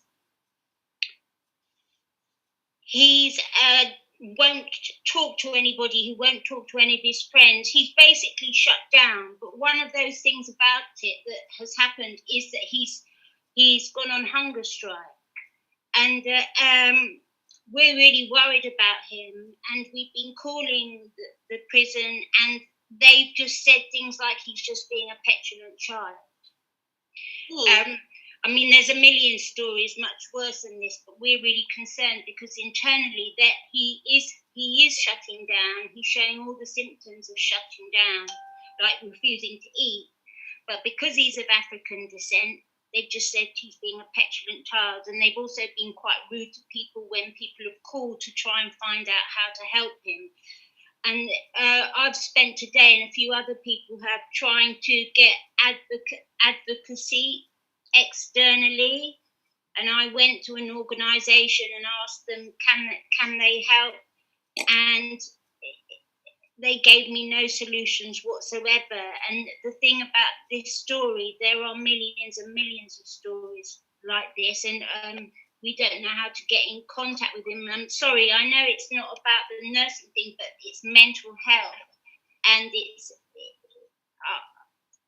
I think, Joanne, I can offer you some help. So if you put an email address, so if you send your email address through to Amina and highlight the topic that you're addressing, I think I could help you there, as I've recently been doing some stuff in that area. So do send us an email. Thank you. Mental health is an important issue, so do not feel like you changed the topic. You didn't change the topic. It is full time now as Black people that we realise this. It's not illegal to talk about our health. It's not illegal to talk about our well-being. It's not illegal to stand up for ourselves. When people have a problem with us standing up for ourselves, then they are a part of the problem. We've never questioned why we have white leadership. We've never questioned Keir Starmer. We've never questioned all of that. How dare them come and make it as if TTIP are putting Black people at risk, especially coming from a Black man. And hence why what Naomi said earlier, I'm not in a legal position to repeat it, but you will all know what my views are on that if you know anything about myself. It's full time now we take charge. When thinking about taking back the power, I'm realising a lot of things that we all have in common in this chat is that we're saying we didn't realise it was that bad. These were the people that whipped us, raped us, pillaged and stole until they got us into a position of servitude and where they want to. And it's full time now. We stop speaking lightly on it and stop holding our tongue. And have you heard of the Army of Gideon? There might not be, like they keep on telling us that we are the minority. We might be little, but we can be talawa, as they say in Jamaica. Little, but we're mighty. We need to start getting confidence in ourselves, having confidence in ourselves to push forward in this journey. There's going to be people like Naomi. There's not going to be many like her that will put their jobs at risk, their livelihood, and to speak truth to power. When we see this happening, there's not going to be, Labour's not going to give anyone a platform to speak this stuff now. So when you see TTIP making room for this, encourage people to sign on, spread the awareness. This is what we can't make the change without the numbers. We could create the vehicle like Charles done. We can't make the change without the numbers. Lack of contribution is lack of outcome. I'd like to remind us of that. And as for anybody in the chat that say we can't focus on, we shouldn't focus anymore on white people. We need to focus on our community and how we can help ourselves out of this. I'm going to bring Alan in because he's so patient. Alan? Yeah. Can you hear me? Yeah, I can hear you now, darling. Come in. Excellently said there, Sasha. I mean, some of the things there is what I was going to say as well. As Black community, we do struggle to have this thing called unity. It's one of our opponents' greatest weapons against us, to have us divided. And we have to find one cause, any cause, to pull some of our resources together on, just like TTIP, for example. And with the media, we will not get big media coverage. So we need to spread this information because people cannot join us if they don't know about us, basically. And this is the real deal. This is not one of those... no politics in here. 100%. So, together we can make a big difference. Like Charles said, a grain of sand to move an island. I think one thing that I'm... Thanks.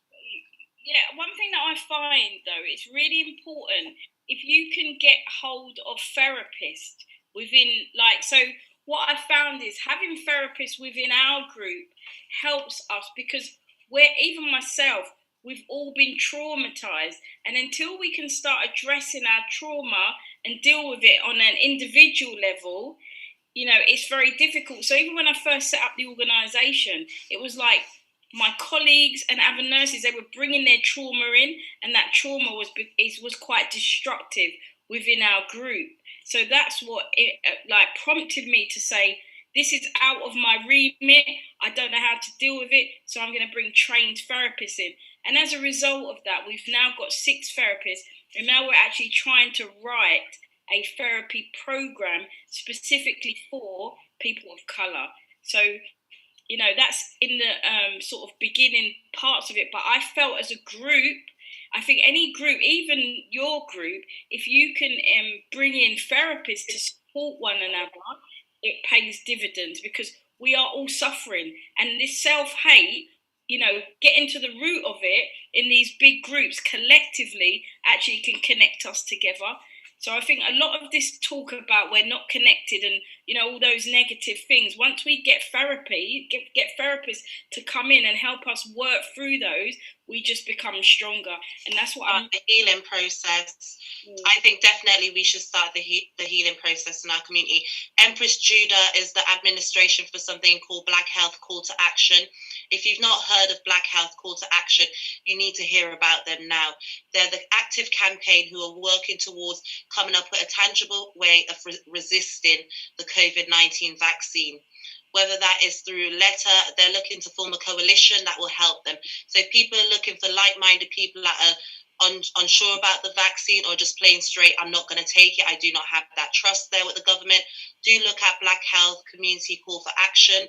It is one of those organizations that is it was created by grassroots organizations. So you have certain people that you might know on there, Selector C, Brother Nat, myself, Auntie Jean. So that you might know some of those people. They had a talk with Ra Alkaline, who is a herbalist, and talks about herbalism as a form of medication for us to beat these times. Because as I keep hearing common amongst us, this is the common flu.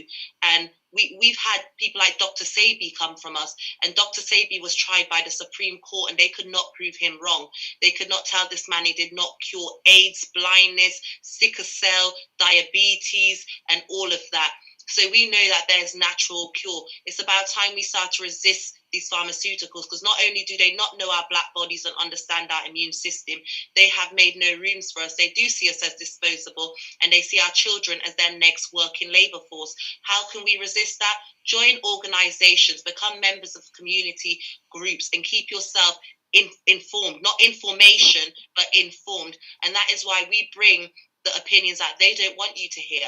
We're not going to go look for some doctor that's going to come and tell you, oh yeah, take the vaccine, because it fattens their pocket. We want people to tell you real perspective in real time. We've got a nurse here who's telling you, as a black woman, we're not talking about the general people, and we should not be strayed or distracted when we talk about our health. It is our health. We're not disregarding anybody else, but we have to understand that we are suffering at an alarming rate. There's a state of emergency in the community. The black woman is the most disrespected, underappreciated, unprotected person in this world right now. And then the black man is the most hunted, disregarded, dehumanized, and made disenfranchised. Our youth are then criminalized and made to live our self-fulfilling prophecy. Any black woman that is angry right now, you are entitled to be angry.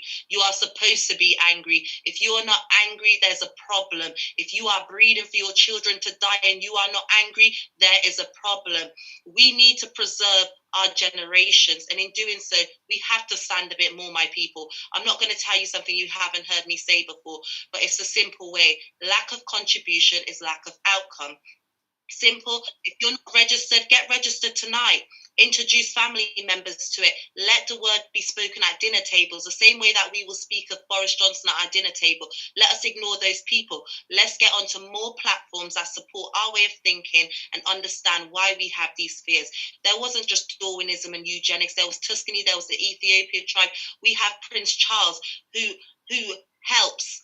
believes in depopulation and helps the agenda of Planned Parenthood. Bill Gates' family, his father is the founder of Planned Parenthood. These people have nothing good to offer us. If they had anything good to offer us, we would not still be fighting more than 400 years later for our freedom. Freedom is a slogan. Until they really put the words into action and implement reforms, then we're even past reforms, because they're not even offering us reforms. They're simply telling us put up and shut up. But what we're saying is we're past that. We're not putting up and shutting up no more. We're standing up, we're rising up, and we're getting together. As much as we don't want to talk about the unity because it's a negative fact, let me tell you this, because I'm aware of the time. Unity is important. It's important to talk about, because death to ego In the Black community, we aim to have all separate agendas. It's about time we come under one umbrella. When we say unite is to find one common enemy. The white man has always identified us as their common enemy. Even when the next one is lying, they've stuck to it. I don't care how live we are and who wants to hear this and what media wants to pick it up, because we need them to hear that we're saying loud and clear, enough is enough. Done me done. Yes. Sasha, can I say something, please? Of course you can, Queen. I'm Hodaya, and I'm the information officer with the Black Health, community group, okay? And I have to say to you, since last March, I have been with TBC. In fact, this is the only cryptocurrency creator that have stood up publicly and have gathered a lot of the doctors. Thank you, by the way, Naomi. I'll, come and thank you in a minute, who have managed to get out all these, not all, but a lot of these famous doctors and scientists to say that this isn't really a disease, all right? So what I'm trying to say to you is, he is in collaboration with peaceinspace.org. They are a group of lawyers, tribunal lawyers, who convicted Tony Blair, George Bush, for genocide, war crimes, okay? Now, there is a case that has already been put together by this same group, okay? And all we need now are numbers. We need 100,000 people in this country, all right? The government will be forced to cease the vaccine. Naomi, they will be forced to stop the vaccine, all right? So far, we have got 44,200. And I'm asking everyone to go to a private social media site. It's private. You can only get in by invitation, all right? That is called knowityouluver.org. Can you put it in the chat as well, Queen? Yes, it's basically revolution spelled backwards, but I will put it in the chat. We need the numbers. What was decided is that we need three things. I'm so proud of what Naomi is thinking and is doing. We need our own currency, all right? Because we know that they're trying to roll out this universal credit, whereby, they will control us, all right, with this digital currency. You know what they're trying to do? Control everyone's pockets, all right, by saying that it doesn't matter if you're a millionaire, right? We will all be given the same amount, all right? And we will be forced to take the vaccine, because that nano chip, all right, that's what you will use to go to the supermarket and elsewhere. Yes, I'll put it in the chat. It's very important that we get involved. Please call me. I don't want to interrupt any longer, but I'll put my information in the chats. And please get in touch, because it is crucial. Naomi, as Marcus Garvey said, we need to have our own everything, all right? And what I want to introduce to all of you, all right, I'm going to leave it in the chat. Please contact me, because it's something that has been working since 2016, and more of us need to get involved in it. We need to be financially free. Yeah, right? we need to put our money where our mouth is as well, and create that economic strategy that's going to... Oh, it's fantastic. I'll be happy to tell you all about it. But in the meantime, I'll leave my info in the chats, and please get in touch. Okay, Thank you. Generational wealth. I'm not talking about a couple of £1 million. It will give us generational wealth. Okay, there is nothing like that, and it's genuine. It's working in Nigeria, in Ghana, Cameroon, Uganda. It's in Dubai. Okay, so I'll just put it in the chats, and we can take it from there. Thanks, Sasha. Thank you. Brian, come in. Unmute yourself.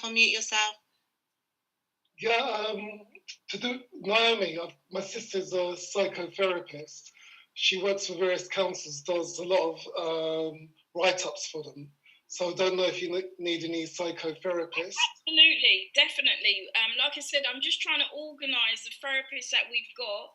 We've got a writer that's going to help us to formulate our therapy, and then we're obviously going to go through the process of having that.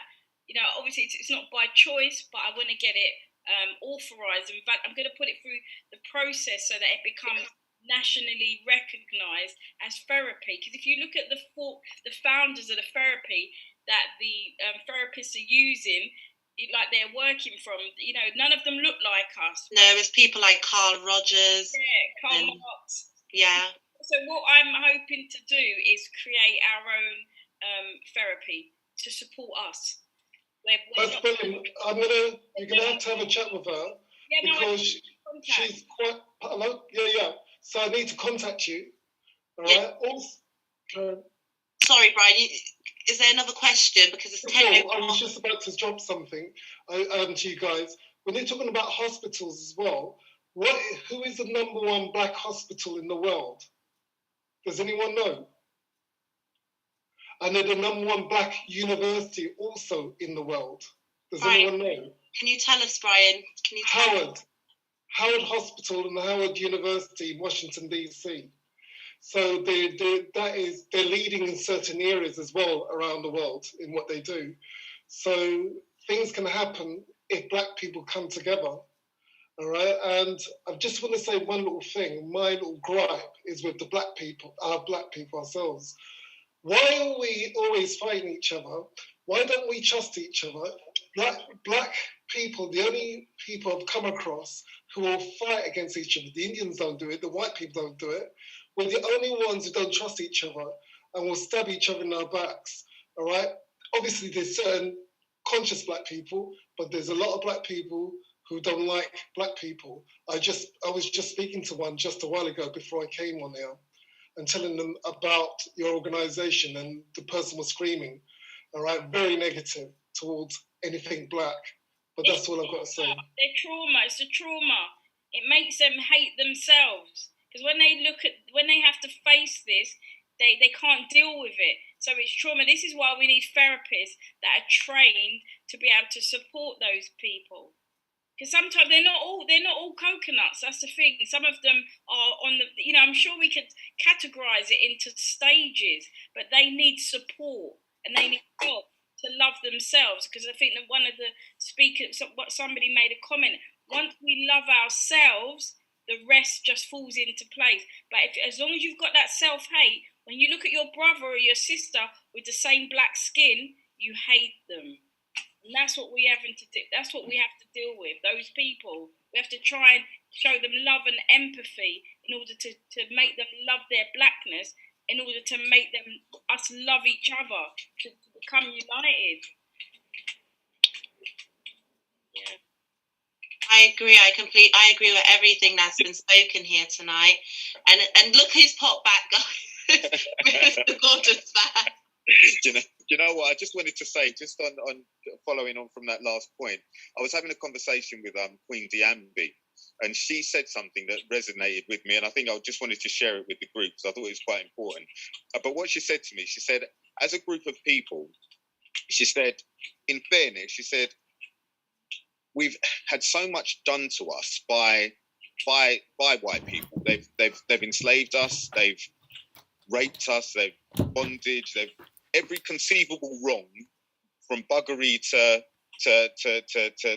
just plain disrespect, has been done from white people to black people, largely across the board. This is her quote. So I'm quoting what she said to me, and then she said, "But what we don't," she said, "the question we have to ask ourselves is why is it, considering that they've done everything from genocide the whole way through the scale, as from one set of people to another set of people, why is it that we trust them more than we trust our own?" And it was a question that resonated with me because it's the truth. Because in reality, we don't have a history of genocide. We don't have all of these things under our belt, but yet we have these issues. And we know through... You're muted, Charles. You're Anyone muted. else? Sorry, phone's breaking up on me. Yeah, but we haven't done these things to anyone. In fact, we're probably the... He's muted. But yet there's a... So if you guys can hear me.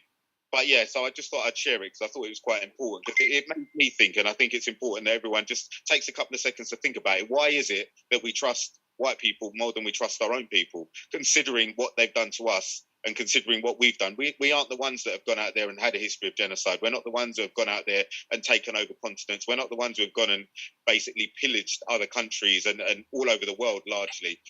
But yet, we're the bad guys. And the question we have to ask ourselves is, how is it we've ended up with that title? And it's just through extremely good marketing. And we've got to sit down and just ask ourselves that question. What have we done to anyone else? And what have they done to us? And why is it that we trust them more than we trust ourselves? And that was quite an eye-opening moment for me. So I just thought I'd share it with everyone else. And then I'm going to get back to what I'm doing. Definitely, that is definitely a question. Why do we? It's almost like Stockholm syndrome. I call it that, and I think a lot of black people have undiagnosed PTSD, and we don't get to tell when our trauma comes into play. And I think that has a lot to do with it. But all we could do is encourage people from today and going forward to stand tall. I know someone mentioned in the chat about reprogramming. We have to start to challenge the thing, because what goes into our body is what we get out. So we have to start challenging the music, the TV programs, and all of these things that are educating and creating. We need to write our own account of history. And that is why people are encouraging Naomi to write a book, because that is a black woman telling it from her perspective. And that is exactly how they managed to miseducate us, is they became the storytellers. And it's almost like the lion that was being hunted, so that he became the story. The lion told the story, but yet he's the one that was being hunted and died. Do you know what I mean? So we really need to start taking back power in that way, being in charge of our intellectual property and knowing and owning things, not just having things around us and being given things, but actually owning things, because this government is really good at pacifiers. And I tell you that because it's coming a time that they're going to want to give you some pacifiers, and be aware of them. Just like the sister was saying about the benefit system, I will incite you. The benefit system is not there to help you, as it will have us in the illusion. It is there to keep you stagnant. It is there for you to be reliant and dependent. The government is, if I tell you something, you always want people that are, in anything you do, you're going to want a group of people that are dependent on you. So when the people that don't need you anymore go off, the people that are dependent on you are there for you to use and abuse.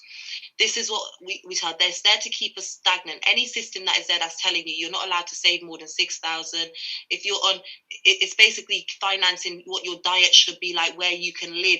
It's keeping you in line.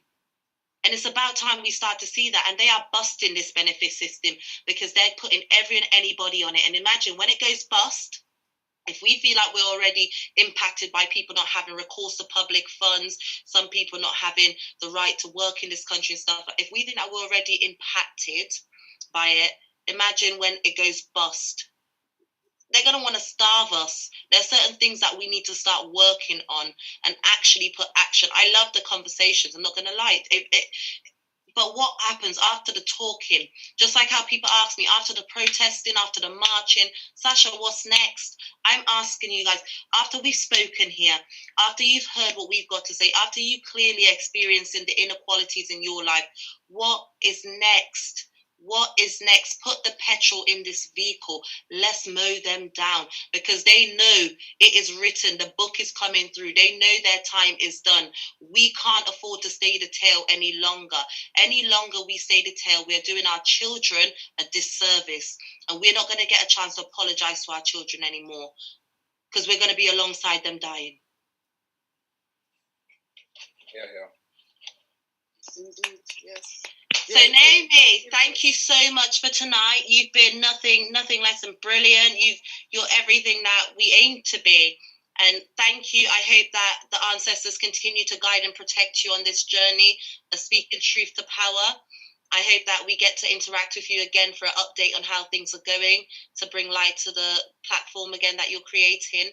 And thank you everybody for coming along and participating in tonight's meeting.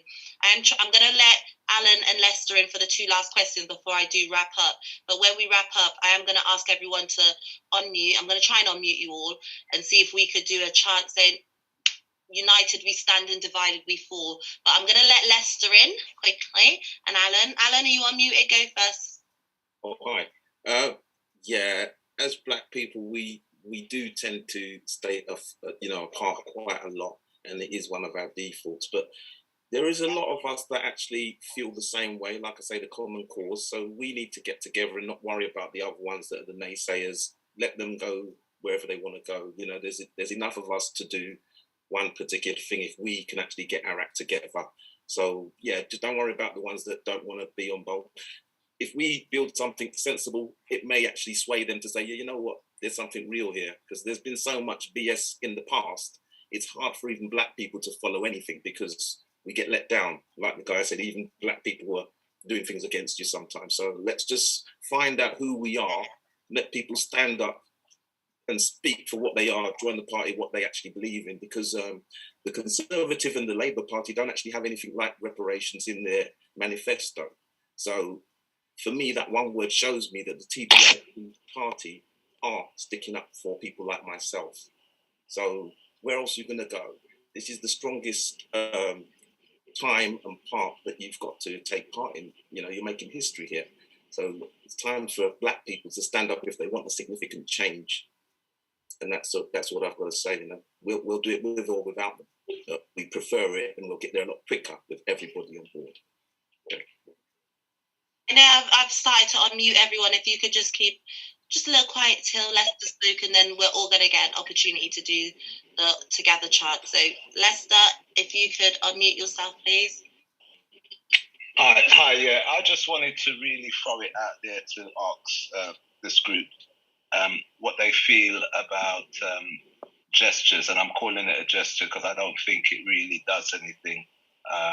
About taking the knee before sporting events like football matches, etc.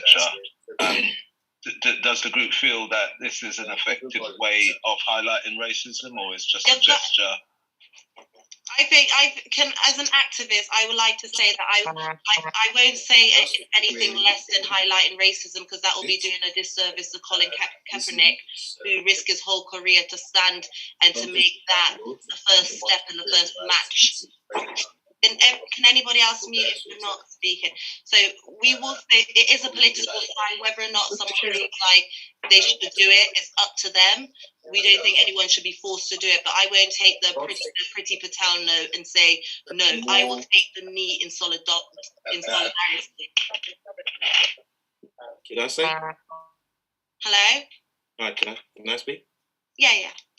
Yeah, I really appreciate Colin Kaepernick when he did that in 2015, and people didn't appreciate him then. And like he said, he put up his whole career for that, and that was amazing what he did. I wouldn't expect everybody to do that right now, but I would expect everyone to state that they are trying to eradicate racism. And people that have a problem with saying that, I'd have a problem with them. But I wouldn't expect you to just make a gesture just to please us. Mm-hmm. But if you're actually denouncing racism and you're pro bringing Black people back on board as to where we should be in society, then hey, I'm all for that. Thanks. I just want to say something quickly. Do you know the American police? Where do you think the police comes from? Does anyone know? Slave patrols. But there was overseers, slave people. When the slaves was freed, all right, they was hanging around the streets, and overseers on the horses used to bring them back into prisons for disturbance of the peace or whatever it is. But they came from overseers, all right. It's quite known where the police came from, and that's what I'm saying about the racism. All right, it all comes from a racist perspective. The police, the hospitals, everything. That's all I'm saying. Yeah? Thank you, Brian. Thank you, Sandra. I'm breaking my 2-question now, but Queen, I gotta let you come in because we know the Black women are creators. So come in. It was just in terms of gestures, and somebody said, and I think it should be an individual thing. I don't think. I'm starting when I was young and a student, and I did many marches. I marched for anything. I stood outside South Africa House to release Nelson Mandela. I don't want to be marching anymore. I want to be doing things. I want to get on the bull and shake the horns, and I just don't want to walk anymore. And I'm all for to eradicate racism, but I can't walk. I don't feel the walking is working for me anymore. Maybe it's for the younger generation to take it on board and shape it in their way, because while we're out marching, they're off playing golf and having a good time. And like, oh yeah, they'll finish tomorrow. We'll go back to what, we need more action rather than just marching. If we're going to go around and get petition for 10,000 people to present to Parliament, I'm all for that kind of walking, but not just to walk up and down Trafalgar Square to Parliament Square. No, I don't see that as being effective. Oh, maybe the terminology is a bit old as to say fighting racism. I mean, nowadays it's more what we'd say is building our economy. That's what we need to do, physically build our economy. So, yeah, I'm just old school. And okay. I don't want to be out there marching anymore myself. I actually want to just make things happen now. It's time. It's overdue. I think so. Let's make things happen. And that's all I wanted to say. Thank you. Generational wealth. You know something? My name is Hodiah. Hiya, Hodiah. Yes, Sasha, it's me. I know, the glasses are not on, so sorry. Right, Sasha, as you said, we all have a great conversation. We respect, we admire certain individuals, especially, all right? But what do we do after? All right? Okay, I'm coming from a banking background, property and food, okay? Now, I'm telling you, 99.9%, right? There is something that we all must get involved in because it's working. I'm not talking about an IPO, an ICO, a token. I'm talking about a private decentralized cryptocurrency that is working. We all need to get involved in this because, to be honest, of all the 6,000 currencies out there, I'm not saying I know them all. I know a lot of them. This is safe. The IRS can't touch it. It's free from governmental interference. We need big monies. We are not talking about nothing against trading or anything like that. We need multiple stream of incomes, but we all must get involved here, and we must all sign up to increase the numbers. We need 100,000.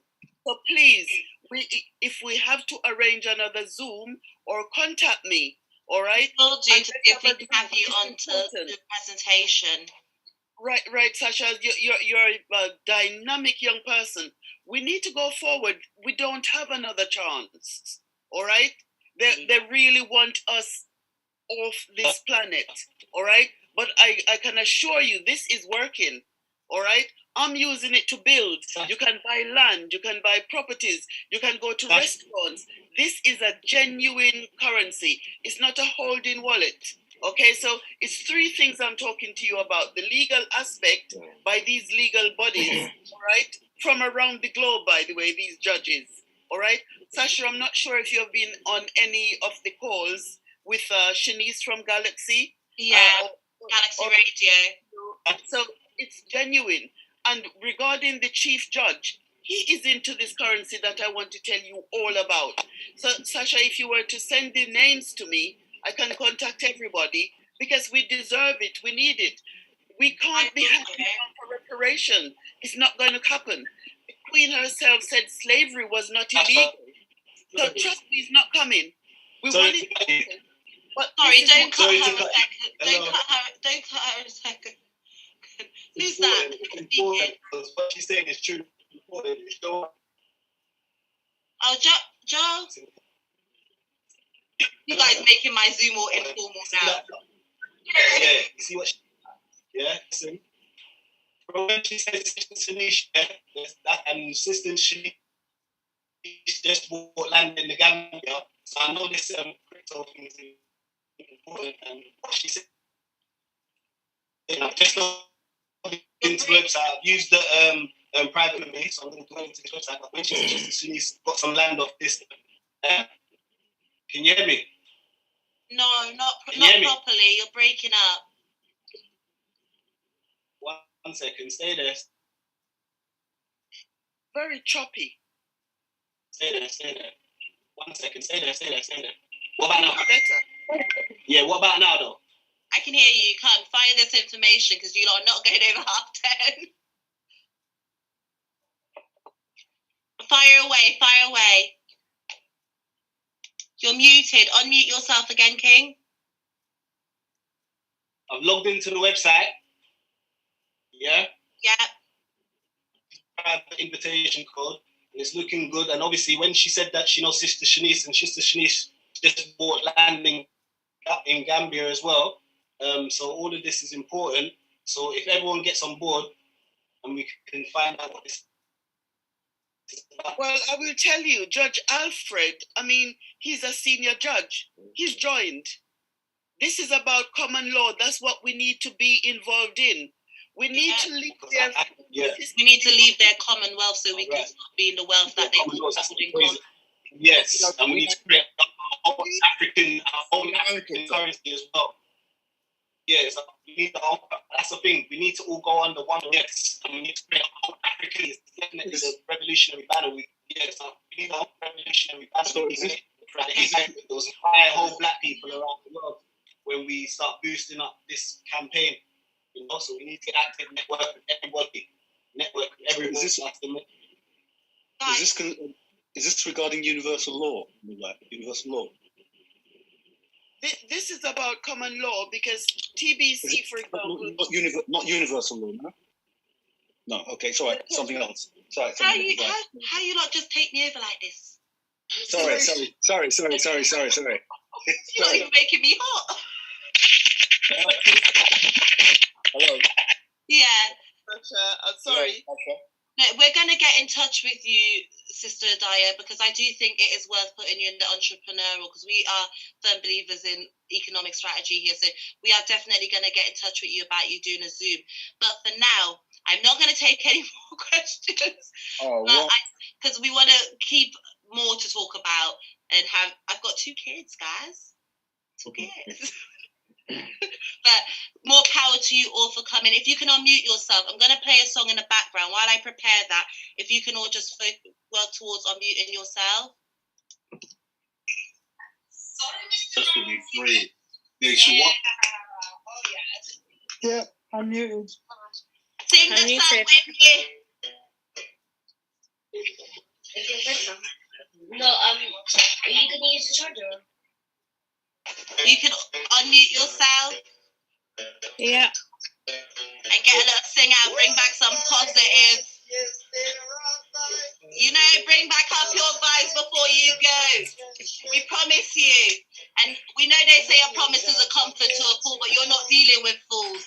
You're dealing with intelligent, able to articulate our stuff when we're ready. TTIP! Thank you all so much. I'm heart bothered. I was nervous, but now I'm not. You made me feel right at home. So thank you all for tonight. We didn't even see you being nervous at all. You're so confident. You're a pro. Thank you. Hear me. I know it's more women. Thanks, Sasha. Thank you, Naomi. Excellent. Well, I'm sure that's not what... I'm sitting on the edge waiting for the next meeting now. Come back, and bring 3 more people when you come back to the next one. I'll be waiting for you. Yeah. Yeah, thanks for today as well. It's amazing. Thank you, family. Thank you, family. Keep safe, family. Good evening, everyone. Come on, my people.